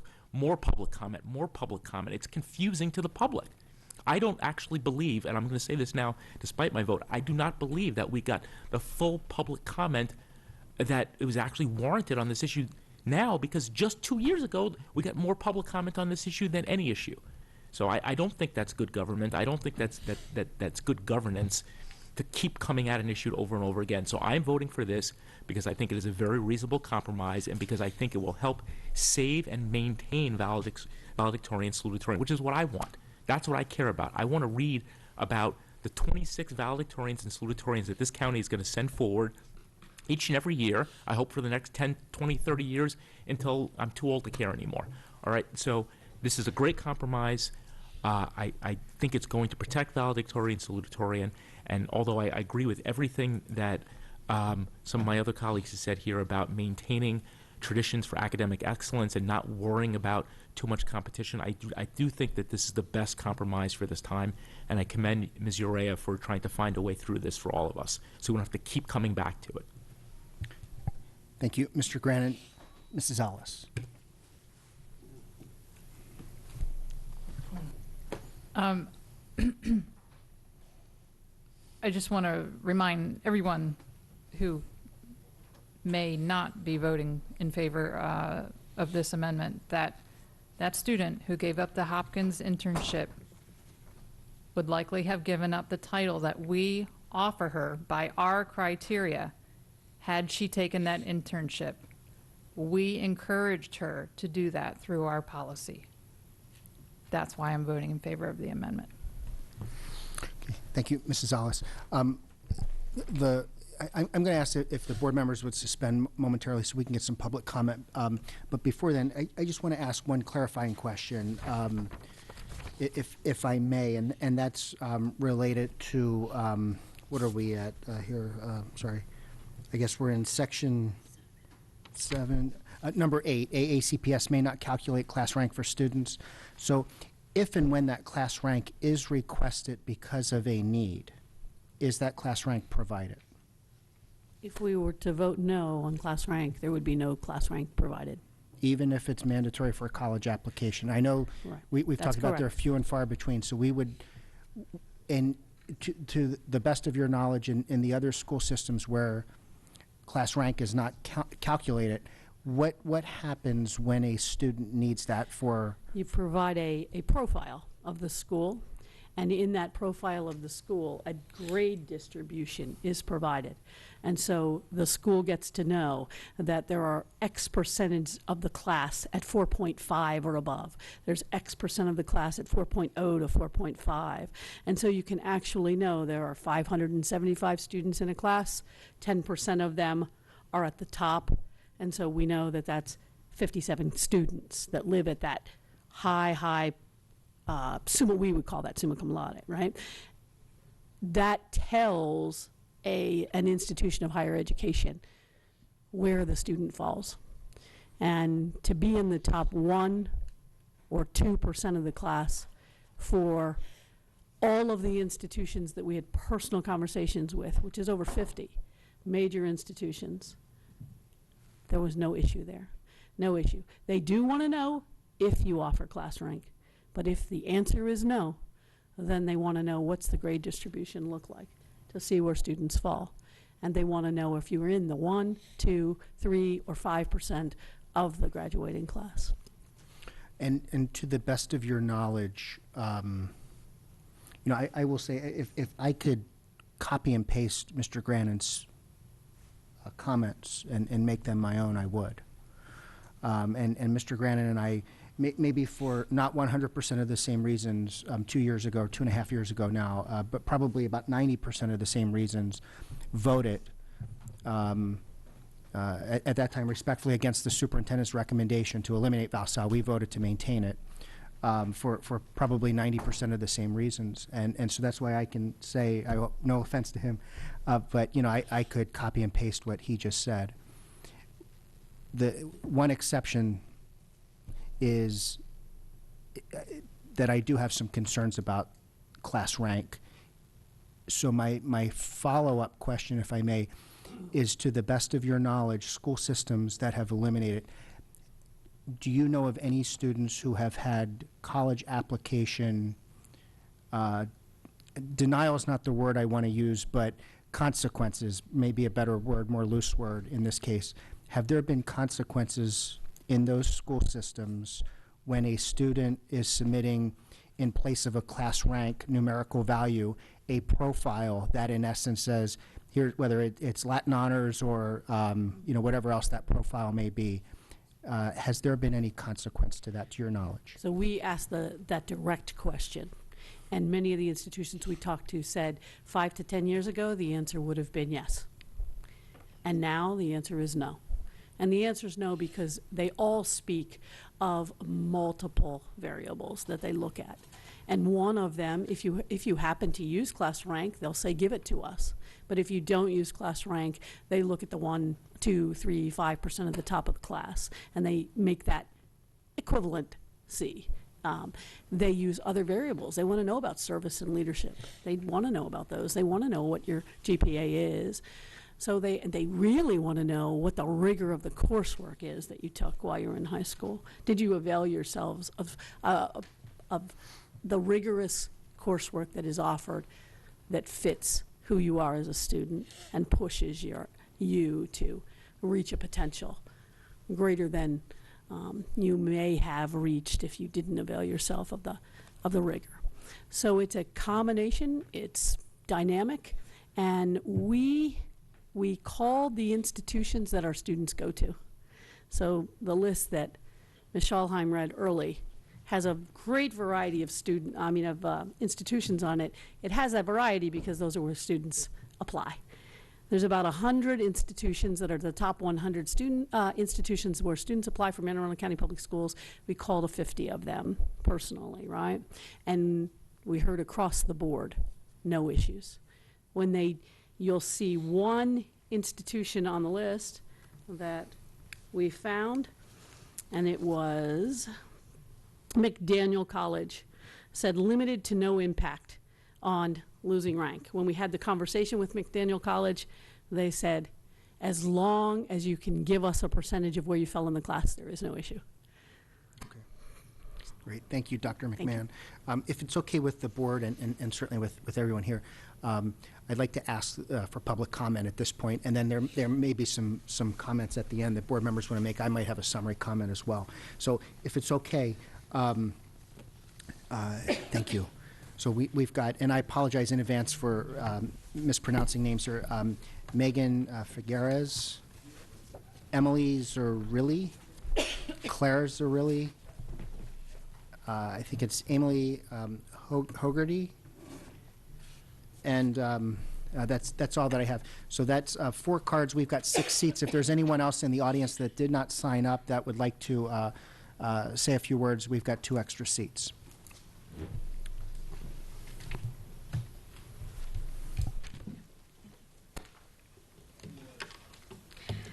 Hi, my name is Megan Figueres, and I'm the most recent valedictorian from Rodnick High School. I would like to thank you for allowing me the opportunity to speak to you today in opposition of eliminating class rank. I know a prominent concern of class rank is the detriment to mental health. However, I can confidently say that I do not regret a single moment I spent studying. Yes, there were long nights, and yes, there were nights I really wanted to quit. But the study skills and work ethic I learned have prepared me well for college and the workforce. While I feel so bad for the student who gave up the Johns Hopkins internship, I was still able to have a well-rounded schedule and maintain the top GPA in my class. I have a lot of volunteer hours. I volunteered at the hospital every week. I played both sports and unified sports and was still able to achieve valedictorian. Mental health is important, but competition is part of life. I recently went through the grueling college application process and competed for a spot in college. I will then compete for a spot in med school a few years later, and then I will compete for a job, and then I will compete for promotions in my job. This is just the first step of many. While I know getting into a top-ranked school is not everyone's dream, and that there are many ways to be successful, and I believe our school board does a really good job of recognizing many different talents, I firmly believe that all students should have the opportunity to be a competitive applicant in these very selective pools, and I believe that eliminating class rank will only hurt their chances of admissions. I visited 22 colleges in my college search, which was a little excessive, but but that is almost half the sample of the colleges that were spoken to. And I know many of them, including Duke, said that class rank is a major part of their college application process. I will be attending the University of Notre Dame in the fall, and they advertise proudly that 38% of their applicant class is in the top 1% of their class. So I feel confident in saying that my class rank was an asset to my college application. And I know that wasn't the only thing, and that there are many pieces to the puzzle, but it is an important piece, and I urge you not to take away that piece. Students in the board, it is not a measure of your self-worth, what your class rank is, but it is an opportunity, just like all the other test scores, to display to colleges your work ethic over the past 4 years, and students have worked hard. So please, please continue to allow students to show this part of themselves in their application process. Thank you.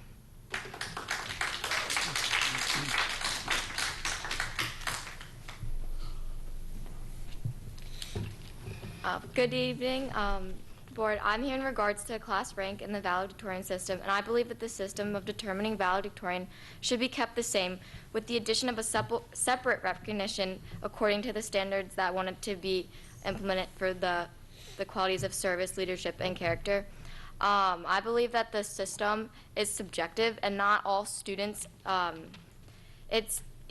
Everyone's character is different, so it's going to be hard to determine a universal system. And I believe that the competition that class rank has is a good thing, and without competition, people will lose their drive to become great, and it will stop them from pushing themselves, and will allow students to discover skills they never knew that they thought they had because they were driven to do something to push themselves and to take that one step further to learn more and achieve accomplishments. I also believe that competition is inevitable. So when students graduate, they're going to face competition in the real world, and I think high school is that base that sets up this competition that they'll need in the future. And it said that class rank has will have stress, but stress is vital for life. It pushes us so that we are able to succeed and do well. And also according to with the aspect of mental health, it's not the school is not. It's more of the phones that are like the social media aspect of mental health. And since it said that this is the first generation we've seen such an increase of mental health problems, but this is also the first generation that phones have contributed a lot to our education. And I believe that GPA and class rank is not of the problem, and it's more of the phones. So the real question is why now, and then is it a big deal now? So instead, the valedictorian should be based on class rank and create another separate award that could be determined with the other thing. So thank you. Thank you.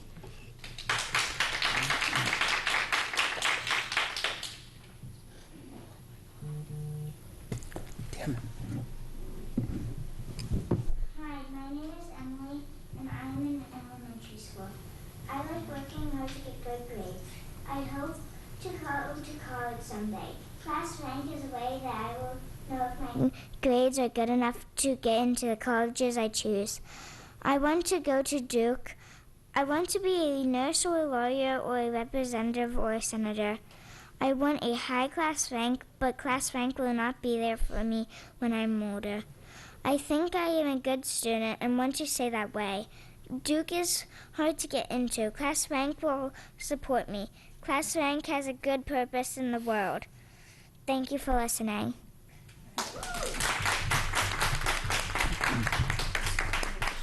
Emily, thank you so much for being here tonight, and for Emily is my wife's name too, so it's one of my two favorite names. My daughter's Michelle, so thank you for being here. It's such a pretty name, and I can't say go Blue Devils because they were arch rivals for Maryland for a while, but Duke is a great school, and I wish you all the best. So thank you.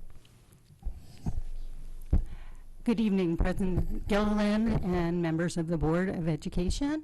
My name is Claire Zarelli. I am the proud mom of Emily, and also back there, Elizabeth Zarelli, who spoke at the last meeting on this subject, and a third child who is not so concerned with class rank. I would like to bring to your attention today some many positive benefits of class rank.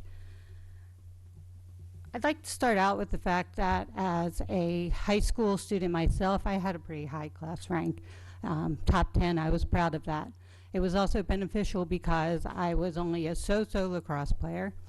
I was not the kind of charismatic individual who would get elected to a leadership position, although I volunteered and had a coordinator type position in student government.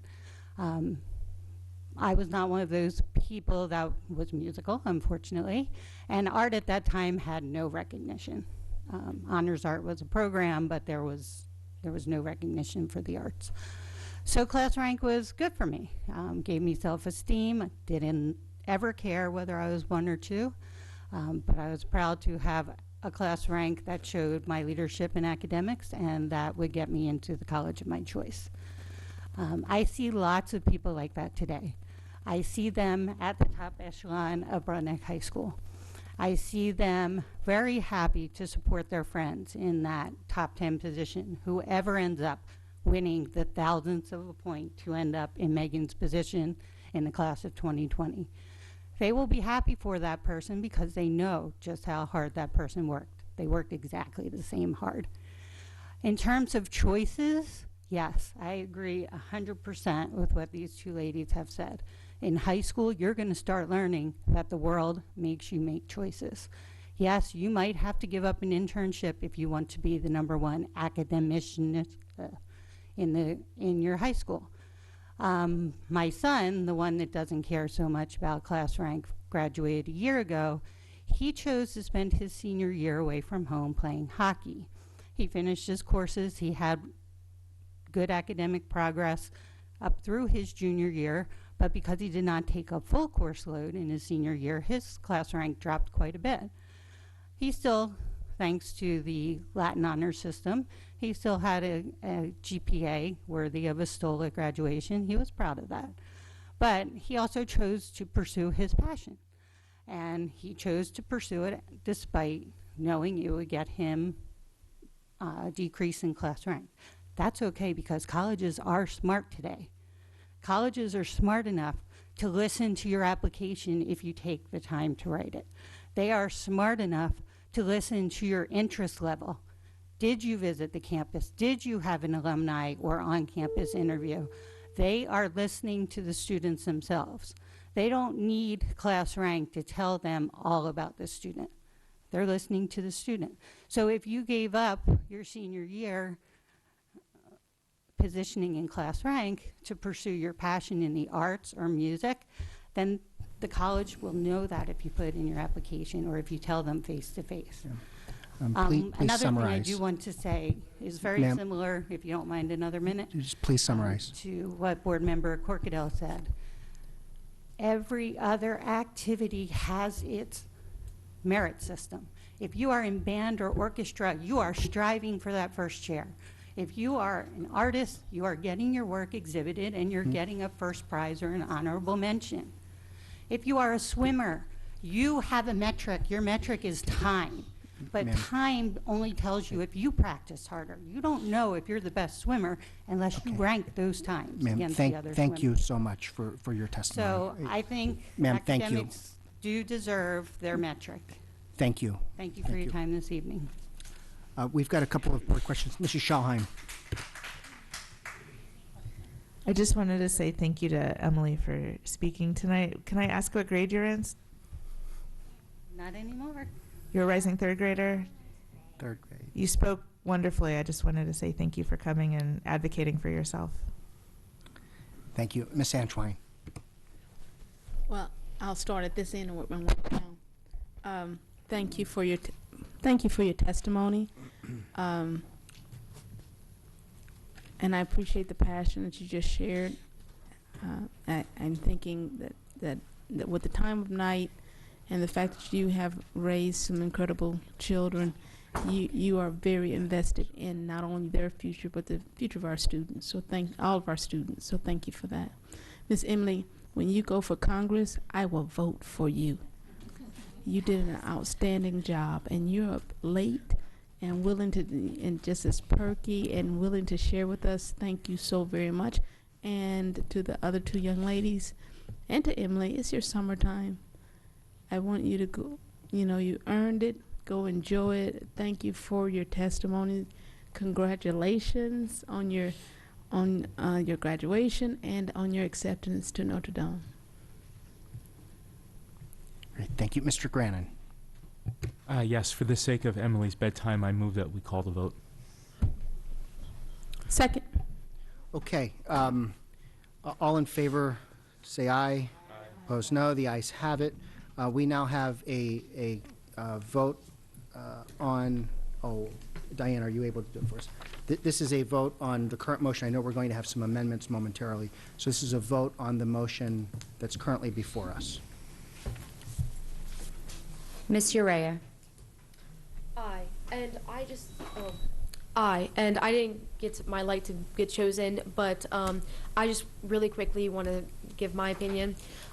Is that to me, this isn't only a mental health issue, but it's an equity issue.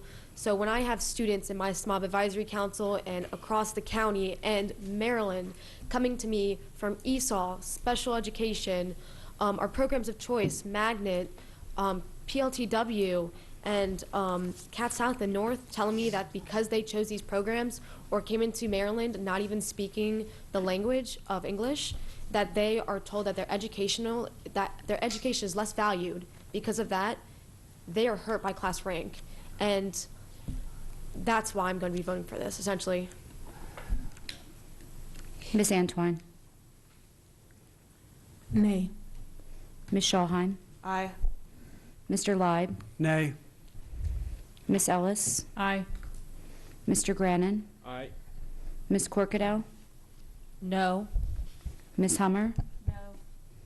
And Mr. Gilliland? Aye. 5 in the affirmative, 4 in the negative. Motion passes. Okay. Do we have other motions on this policy? Mrs. Schallheim? Sorry, let's see. Put it away, I don't know why. So I want to move that we add an item 5 under section C, part C, to read that the salutatorian and valedictorian shall deliver commencement greetings and farewell speeches respectively. Second. I couldn't even hear it. I mean, Oh. you're talking about text and we don't have it. Can you just Yeah, sorry, so grading policy. I don't even know where you're Yes, at, yes, but- ma'am, yes, ma'am, I'm getting there. All right, so. Okay, so under position, What page are you on and what section? okay.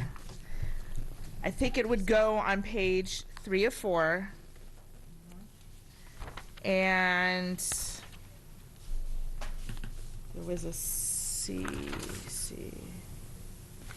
Yes, actually I was wrong, it's under B. So number 7, B, it would be adding a letter V, so 5.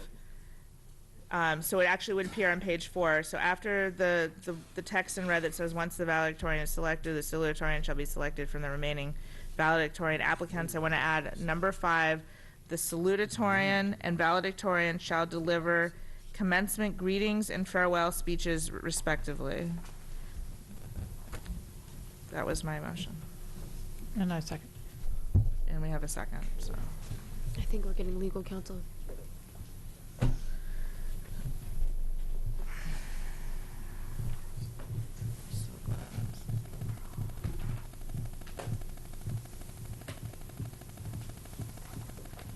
Where was it? Under what number again?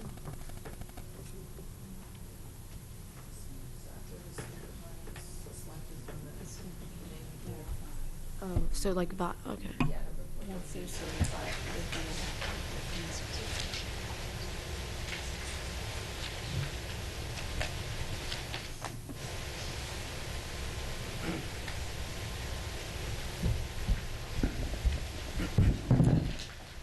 Oops, sorry for the conference. So I just want to get on the record. I think I'm going to be told that we have to roll this out of order, but Mr. Burns, could you just explain what you were saying to me?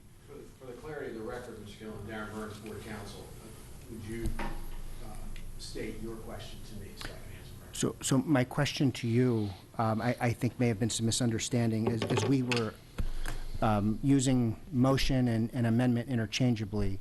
What we just voted on was the complete policy. And now to propose an amendment, because we had a motion that was made to call the question, is it appropriate for us to be voting on amendments, or is that even permissible at this point? To start at the beginning, you're here on third reading of policy that has been before you twice before. It came to you today with an amendment that was made at least in one form or another at your last meeting or your last reading. At the very beginning of your meeting, there was a motion made to accept the superintendent's recommendation to revise what had come forward from second reading. That went through its process. That was defeated. There was then a motion to adopt this as written, as came forward from second reading, absent any amendment. After a while, you closed the discussion. There was a motion seconded and approved to call the question. That vote would have been to approve the policy that came forward from second reading. So I didn't hear a reference to amendment in that last motion or in the call. It was simply you were debating and hearing from the public on the adoption of what came forward from second reading with no changes. And so once the question was called and the vote was taken, that's what was adopted. So give me cliff notes of what you just said. There we- are no cliff notes to what I just said. My cliff note is I need a yes or no answer. Can we make amendments at this point, or are we done? The principal question was to adopt this motion, and you voted on it, and it's done. Could you, at a future meeting, under the right circumstances, modify your policy again? Nothing rules that out. But today, you have adopted what came forward under your policy, making policy from second reading. Okay. I've got a number of lights here. Are there comments anybody would like to make at this point? I have a quick point of information. Yes, Mr. Grannon, point Mr. of President, I have a information. quick point of information. I hope that will actually resolve this for Ms. Schalheim as well. I think what Mr. Burns is saying is correct. We always have the option to vote by a supermajority to skip all of that and just change it. I don't think that's going to happen. I'm not suggesting that happen. Before I even heard any of this, before I saw the President's conference on there, I was going to ask, just out of respect to Ms. Schalheim, that you consider deferring this motion. We have a whole other year now until graduation. We have time to think about this. We have time for the public to weigh in on this concept about valedictorian speaking and salutatorian speaking. That's a whole different issue. We have just passed something after basically years of debate on a 5-4 vote. Let this settle. Let's move on. And I promise you, I will support consideration, full consideration, either in the policy committee or here, of what you're talking about now is a separate issue. We have the time to do it and not to initiate this pretty weighty debate at 10:45. Okay, I'll withdraw it, but if I had known the inner workings and, still learning, I would have done this in my initial speech, but I hear you and fine. Okay. Mr. Burns, just stay for one moment. Ms. Antoine, a comment? I just have a question for Dr. Arlotto. It was my understanding, again from those school visits, that the valedictorian and the salutatorian actually do get the first choice of making their speech at their graduation. They don't get a choice in that at all? They get a choice if they want to put their name in the hat and go through the process of selection, being selected to speak. So similar to what we just voted on. Right, but it's not a first right of refusal. So they may choose not to apply for the opportunity. Correct. Okay, got it. Right, and under Ms. Schalheim's motion, we can consider that, and if we want to change that by majority vote, we can. Okay. Mrs. Corkadell. If the motion is formally withdrawn, I'm hitting the wrong button, sorry. If the motion is formally withdrawn, I have no additional comments if there's no further amendments to this. I was going to simply speak to shutting off the opportunity for public comment by creating amendments ad hoc on policy. And I might add, to clarify from Mr. Grannon's comments and Ms. Corkadell what you just said, again, you have a policy that governs policymaking, and there are mechanisms within that policy for modifying your approach, suspending how you do it. But since right now you're operating under your policy, the advice I gave you earlier is you've actually finished your debate on the principle. I was actually speaking on transparency to the public, in that although we have those opportunities, that when we place so many in debate, and Mr. Rhea did such a fabulous job of making sure there were ample opportunities on her amendments, I would just hate to see that, all that transparency thrown out the door. That's all. This is not functioning. Your mic's not working? No, I'm putting that I don't know if somebody can check that. Mrs. Corkadell's mic is, okay, there we go. All right, I think we're good. So no further, Mrs. Schalheim, I'm sorry. Just, when I first spoke, I did mention I had other amendments. I get the argument. I get that it's late. I'm not going to push it.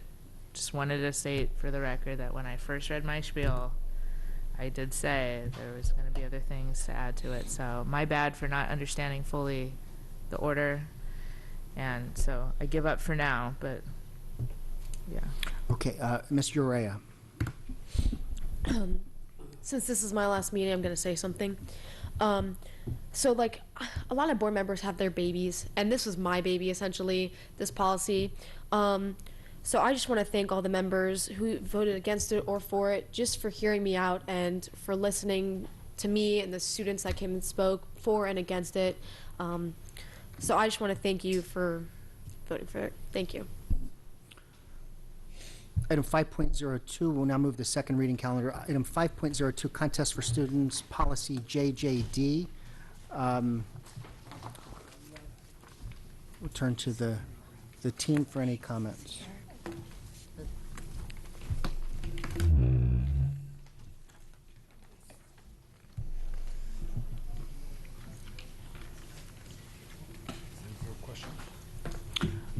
Are there any board questions? Ms. Antwine.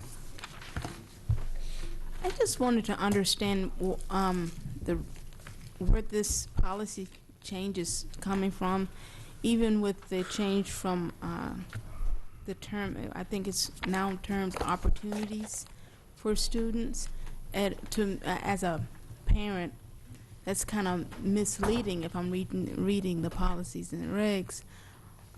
But what I'm gathering here is that there are some kind of restrictions for students if they choose to go outside of the county to do contests and otherwise. Is that so, especially like for our athletes? Hi, Michelle Batten, Assistant Superintendent, Curriculum and Instruction. So the updates to this particular policy is to extend beyond contests, so allowing our students to participate in events that perhaps are sponsored by outside organizations. So these are venues that are not necessarily recognized in our offices that we host, but from other organizations. And so it is providing guidance on approving student participation. Okay, and so I guess what I am missing is, could they not just do that anyway? Why are we introducing policy that, for example, with my son, he did a lot of activities outside of the school system that, but I don't remember having to go through the school to allow him to do that. So I'm trying to understand that connection, please. So hopefully this will help. So there are teams or cohorts of students who are invited to different events. I'm trying to think of a particular example, but we have a math organization that sponsors students competing, and so it would be school teams who practice to be a part of that, but we do not organize that math event. It's from the mathematics teachers organization. So that's giving them an opportunity to represent their school, and they do that as a team of students to participate. As Dr. McMahon said, we aren't the host. So, Mrs. Antwine, we actually, if it is a school-sponsored, meaning we allow the team to exist, and then they want to compete in an area, at an event, at a venue that we don't host, we have to approve that. Okay, that's what I'm So because they may be representing, let's say Meade High School, Right. even so if they, I don't know, they go to a talent show or something, right? And three of the students are shout out to Meade High or whatever. We have to approve them going to that contest before they can go because of the collaboration And the liability.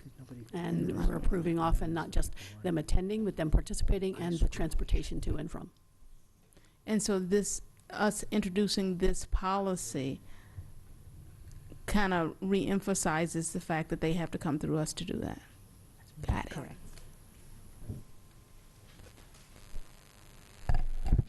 Any further board questions or comments on this policy? Any public comment? Seeing none, we'll be back in 30 days' time.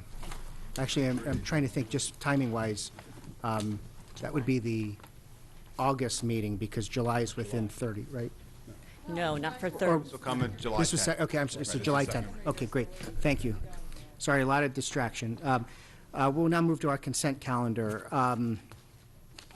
Is there a motion to bundle item 6.01 through item 6.13? So moved.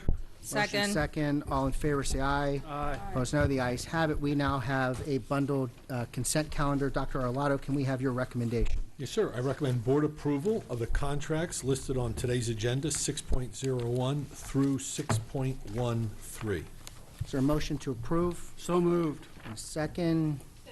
Okay, we've got motion, a second. Any board questions on the consent items?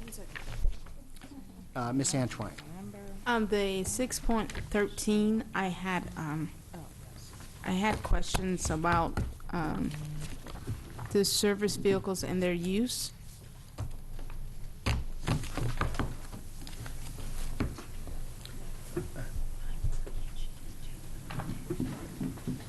This is a contract for service vehicles, I understand that.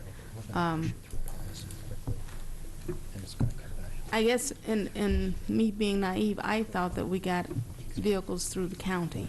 So I was trying to understand the use and this particular contract, please. And plus, I think I got this a couple hours ago, so I wasn't able to really study it the way I could have. Sure. For the record, Alex Checkno, Chief Operating Officer. No, we procure we are a separate entity from the county.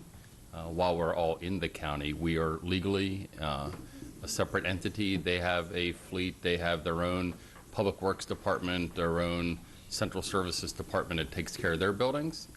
We've got 13.5 million square foot of real estate and just about 3,500 acres of land that we take care of using our equipment, our vehicles, our personnel power, et cetera. So these are vehicles that our maintenance and construction and operations personnel utilize to work on our buildings and our projects. Sorry. Did we choose not to compete it because of the immediate need, or how did that work? No, so this was competed. The bids were sent out to 103 different vehicle service providing firms. Of the 103 potential bidders, 3 put in bids that were determined to be both responsive and responsible. And then the grid on the back of your board agenda item depicts which vehicle type was awarded to which of the vendors. So it was competitively bid in accordance with all Board of Ed and State of Maryland Education article procurement requirements. Excellent. And one more thing, in terms of their support to us, the sustainment of those vehicles, how long does that term? If So anything. they're outright acquisitions. We Okay. do, so it's just like your own car. We bought these trucks, we own them for as long as they last. We do our own oil changes, we put our own tires onto them. To the extent that we can self-perform that, certainly if it's something much more extreme, we're not going to overhaul a transmission in-house. We're going to outsource that, and we've got contracts in place with different vendors to do that. Scope of services that exceed our in-house capacity. Excellent. Thank you. Yes, ma'am. Thank you, Ms. Antwine. Mrs. Corkadal? Yeah, I just had a quick question, and it's something that sort of came up. I wasn't originally planning. It's my understanding that Governor Hogan is calling for some, for a focus and a new target on our cybersecurity. And this is a GSA piggyback contract, right? We're teaming in with the state? Yes, or- GSA did the original procurement. It's not a GSA product. It's a external endeavor, but it's off a GSA schedule. Yes, ma'am. Yeah. So are we aware if there will be an opportunity for perhaps the education systems to reap benefit of some of these enhancements that they are talking about trying to perhaps fund in the upcoming? Again, that's that's TBD, because who knows how that's going to navigate its way through the General Assembly. But certainly, we'd welcome any enhanced focus. I understand that the governor's named a new, for lack of a better word, a cybersecurity czar at the state level, and we welcome any partnerships we can with the state or any best practices that they're able to pass down to the locals, such as this LEA.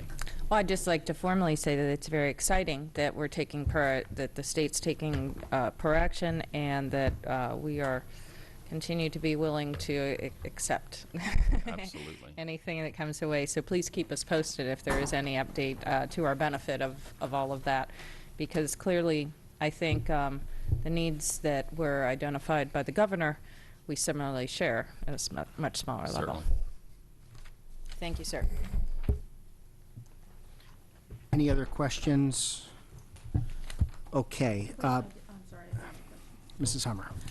Item 6.01 is the award of contract for the addition at Arundel Middle. So I know that has not been approved in the CIP at this time. So is this just awarding the contract in lieu and waiting for approval from funding? Certainly. So as you may be aware, here in Maryland, we do have the great fortune that the state of Maryland does participate in part on certain construction activities, but they have certain requirements that have to be accomplished and deliverables delivered to them in order to put yourself in line to be considered for funding. Here in Maryland, although the state does participate in the construction, the physical bricks and mortar construction of the school, they do not at all participate in the funding of any planning or design activities.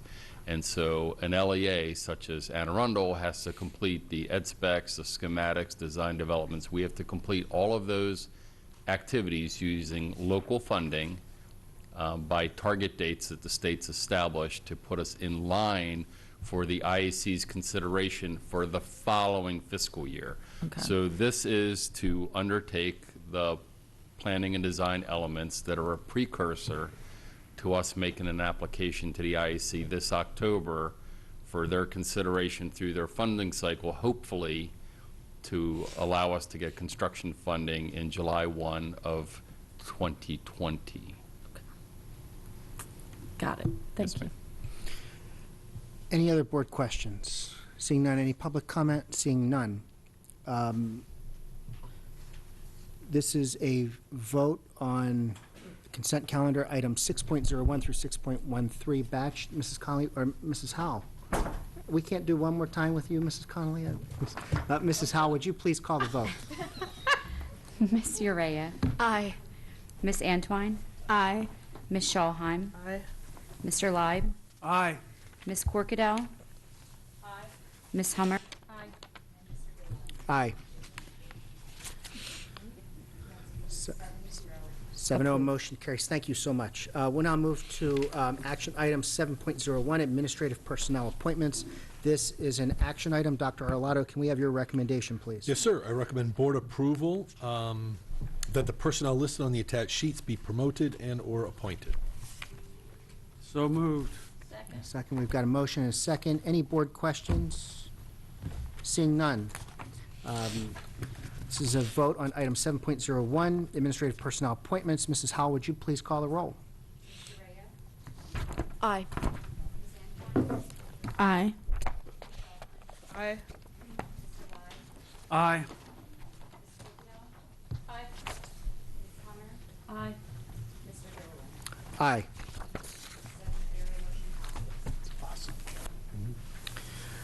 Great, thank you. We'll now move to item 7.02, which is the Education Facilities Master Plan. This is an action item. Dr. Arlotto, can we have your recommendation, please? Yes, sir. I recommend approval of the 2019 Educational Facilities Master Plan. Second. Motion second. There's no formal presentation, but are there any board questions? Mrs. Schallheim. Hello, thank you for putting this together and not printing it because it was huge. But putting it online, I thought that was brilliant. Thank you. I think our force, thank you, is 2. I have a few questions. So there were a bunch of schools I noticed that were under state-rated capacity that use relocatables, but it wasn't clear to me if they were under construction. There's the whole, I mean, I could read the whole list, but there's several of them. Why, is that because you might have 5 fifth grade classes and 4, like the distribution of the grades? Is that why you would have the relocatables in that case, or? I don't know, help me understand. Alex Cheknovich, Chief Operating Officer. So there honestly can be a myriad of reasons. Construction and swing space is possibly one of them. The grade level distribution that you're talking about is one of them. We have schools that house specific programs, like Hilltop Elementary School, for example, has a Judy Center in it. The Judy Center is all in portable classrooms. So it could be either programmatic, it could be for construction, it could be because of the way that the grade level distribution pans out. We also have limited funding each and every year to move portables. We get that funding only from the county. The state doesn't participate in that, so there may be an occasion where a portable could have been moved, but there's not the funding to move it in that year, so maybe it will get moved next year. Each and every year we analyze all of our portables. We send out essentially a memo to all of our schools with a form asking them to justify how many portables do they have, how are they using them, do they need to continue to use them, do they need more, do they no longer need it. We can essentially repossess it and redistribute it. So that process is undertaken each and every year, and then we triage the schools that are in a position to give up portables, those that need portables, and then prioritize them based on the funding amount that we receive from the county to discharge that work. All right, thank you.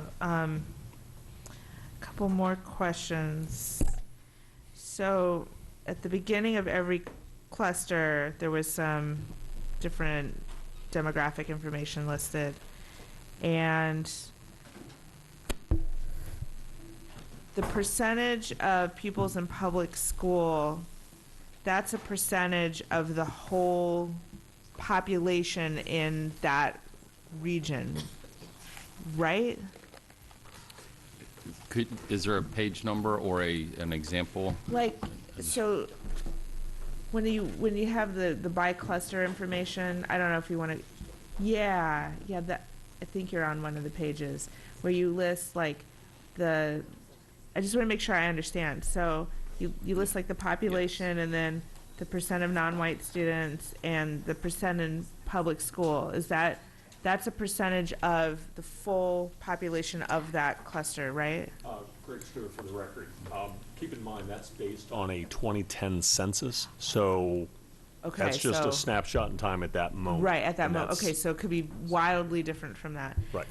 Do you have any information about per cluster, the percentage of the population that's in private school? Do you look at that? Does that factor into? We don't get that information. don't? It's very difficult to obtain it, especially private schools very secretive of where their students live. We would Sure. love to have that information. It would greatly help, just- but we can't get it. Thought a lot about that, as I was reading the big document. And my next question is, so you had a bunch of tables, lovely tables, like the 2018 actual elementary school enrollment, state capacity utilization, and then you had it for middle and high school, and you have C's next to schools that show what the state-rated capacity would be after the construction is complete. And I was looking at some of these. I thought I put little dots near them. Oh, never mind. So I didn't put little dots near them, but I did notice that some of the ones that were clearly under construction, or I guess going to be under construction, and then what the new state capacity, rated capacity would be afterwards, some of those still had percent utilization above 100%, and I wondered why. Like, if we're assuming that one of the reasons why we do construction is to alleviate overcrowding and to modernize the building, why would it, after construction, still have above 100%? It was only a couple, but I did notice that. So, for example, the addition could have been funded through the K pre-K. So the addition is only allowed to be sized by the state of Maryland to only support the K pre-K population. It can't be extended to support the overcapacity of the school. So the state sort of has bucketized these different capacity addition regiments. And so, you know, obviously, if it's a school like Edgewater where we're doing a complete rehabilitation, a total rehab of the entire school, plus a capacity addition, et cetera, that's a far different endeavor. But for some of these targeted additions, we're really constrained by the funding source for that project and the rules and regulations that the IAC, the Department of General Services, Maryland Department of Planning, and Maryland State Department of Education put around those programs. Do they ever take into account, or are you ever given the opportunity to say, well, wait a minute, guys, even if we're already doing construction here, and we have this overcrowding issue and this other wing serving these other students, and even after this construction, we're still going to have 120% utilization.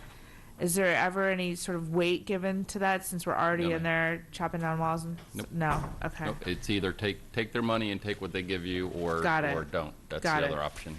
And then my last question had to do, I have no idea what page this is. This was, there was a lot of pages. It had the jurisdiction, and then Anne Arundel County's, I guess this is enrollment, Anne Arundel County's enrollment, and then planning's enrollment, and then the difference in the percentage. So I guess my question is, why are their numbers different than ours? And is the funding based on their version, the planning's version of what their projected enrollment will be, or our determination of that? So the difference is almost entirely attributable to growth and development. Okay. So we have a lot better data feed from our planning and zoning individuals, so we know the projects that are in pipelines, what's already been approved, et cetera. So the biggest element of the gap is attributable to growth and development and the student yield that comes out of that. Each project, though, is reviewed on a project-by-project basis at the time of consideration. So what our projection is versus theirs 8 years out, you know, really doesn't matter. It's when, as I was answering Ms. Hummer's question earlier, you know, when we're making application for an addition or a renovation project in October of that year, it's really the numbers, the actuals of that year, and the projections at that time going forward, near-term projections, not long-term projections. So this is just more of an FYI than anything else? Yeah, it's okay. This entire, and if I was to make comments at the beginning, this entire document is a requirement of the state that we have to produce and deliver to them by the end of June each and every year. It's very prescriptive. It's very regimented. I got that sense. I've done over 20 of these now, and if you go back and go on my shelf and find ones from 2 decades ago, the similarity is beyond striking. Oh, the trees that have been... and the state wants it so. I mean, yes. the one in Wycomico County or the one in Garrett County or ours, the state has to review 24 of these, and there's 3 different departments of the state that are looking at this very book. So they want it very regimented. They want to go to this tab of all 24 counties, and they expect to see the exact same thing in the exact same place, done in the exact same way. So next year's will be really telling with the census no, it would be not next year's, it would be the year after. Depending on when we get it. When we get the census. Okay.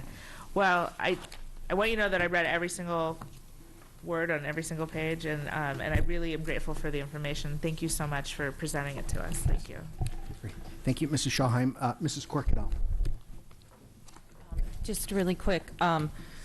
So I just wanted to just make sure I understand.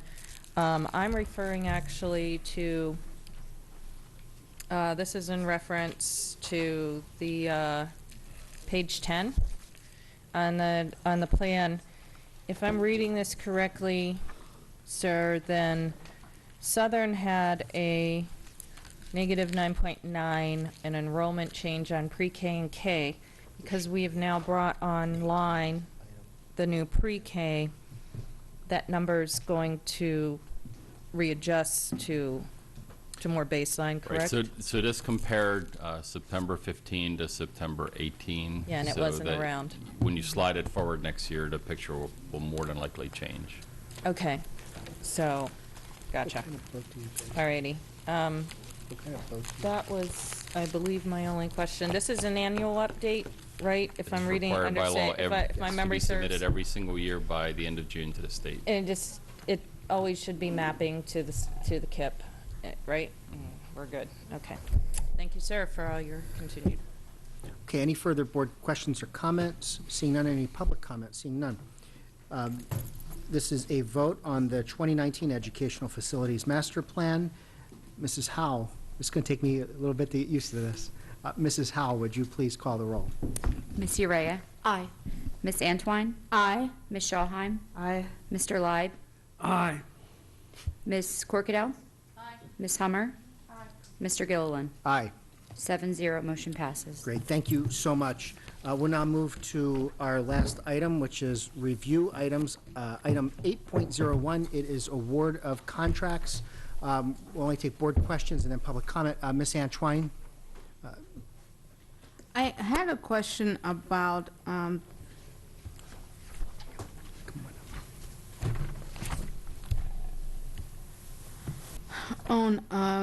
the professional development, school safety. I'm reading in here that it is to supplement existing professional development on the fidelity and effective use and implementation of restorative practices in community circles. So does this mean that once we get the tool in place, that will be the source for training on this? It will be an additional source. So for the record, again, Alex Shaknovich. And what you'll see is this is basically a virtual learning module. So it's a module that we can use as a complement to our in-person, in-place activities. This can also be delivered remotely as a supplement or an enhancement to our in-person delivery models. So not everybody can sometimes get to an in-person training, so they can do some things asynchronously, kind of offline on their own time or in their own facility, either before, during, or after an in-person training exercise. Excellent. That's what I thought, but I wanted to make sure. And then my other question about that particular one was the under $50,000 tag. Is that for licenses, or does that include the implementation on our systems? That is the fee paid to the company for the seat licenses, for the privilege of using their product, their proprietary product. So if we put it on our system or whatever, it should be pretty successful without additional on-site support. Correct. Okay. Thank you. Any other board questions or comments? Seeing none, we have one card for public comment, and I just want to thank you for staying here all night for this item. Maribel Abraham, thank you so much.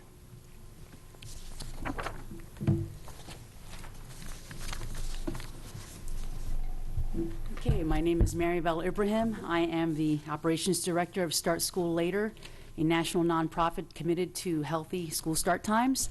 Probably was not the smartest thing for me to sign up for the last agenda item, but here I am. And I am here because this issue is so important to me.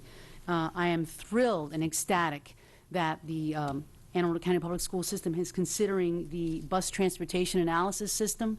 And I understand that it is a RFP that has been requested, that we will be getting a transportation contractor, hopefully, to look into our school system, and that is something that makes me extremely ecstatic. The reason that I'm speaking with you here today and why I waited so long to mention this is that I wanted to just point you to the fact that Education Next, a leading educational journal, has not one, not two, but 3 articles in June's issue related to school start times. It is a national phenomenon, and what we're finding now is that more and more school systems are making the change to healthy and safe school start times with the help of many transportation consultants. And again, I'm hopeful that the change that we would usher in will be something that will be looked at objectively.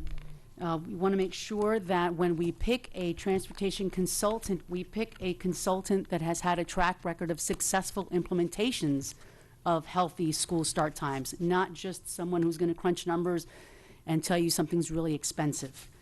A good transportation consultant will tell you that there are low-cost solutions and there are creative solutions. A good transportation consultant will ask you what your needs are in the school system and what your needs are for transportation, and they will allow you to eliminate what I call false constraints. As a trained industrial engineer and a route specialist that used to work for FedEx, now I work for the library, there's a lot of operations research, and that's what this is, a traditional operations research problem. How many resources you have, and how do you put them to good use?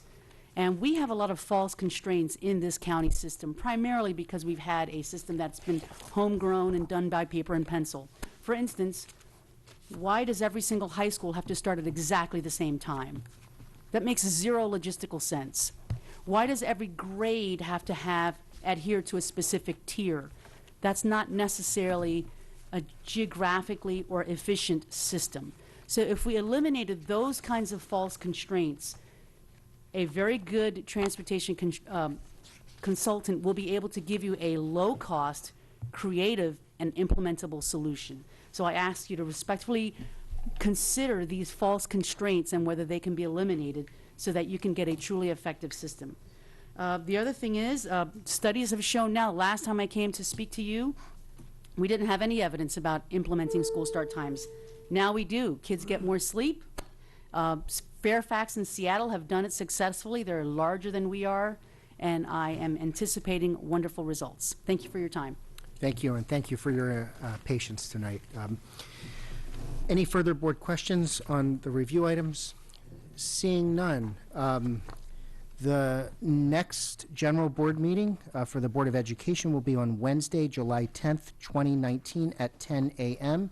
And for the public's notice, July and August, we only have one general meeting of the board. The next budget committee will be on Wednesday, July 10th, 1 hour after the end of public session. For the final motion to adjourn, Ms. Urea, would you make that motion, please? It's your sign off. Motion to adjourn. Motion to adjourn. Second. All in favor, aye. Opposed, no. We stand adjourned. Thank you.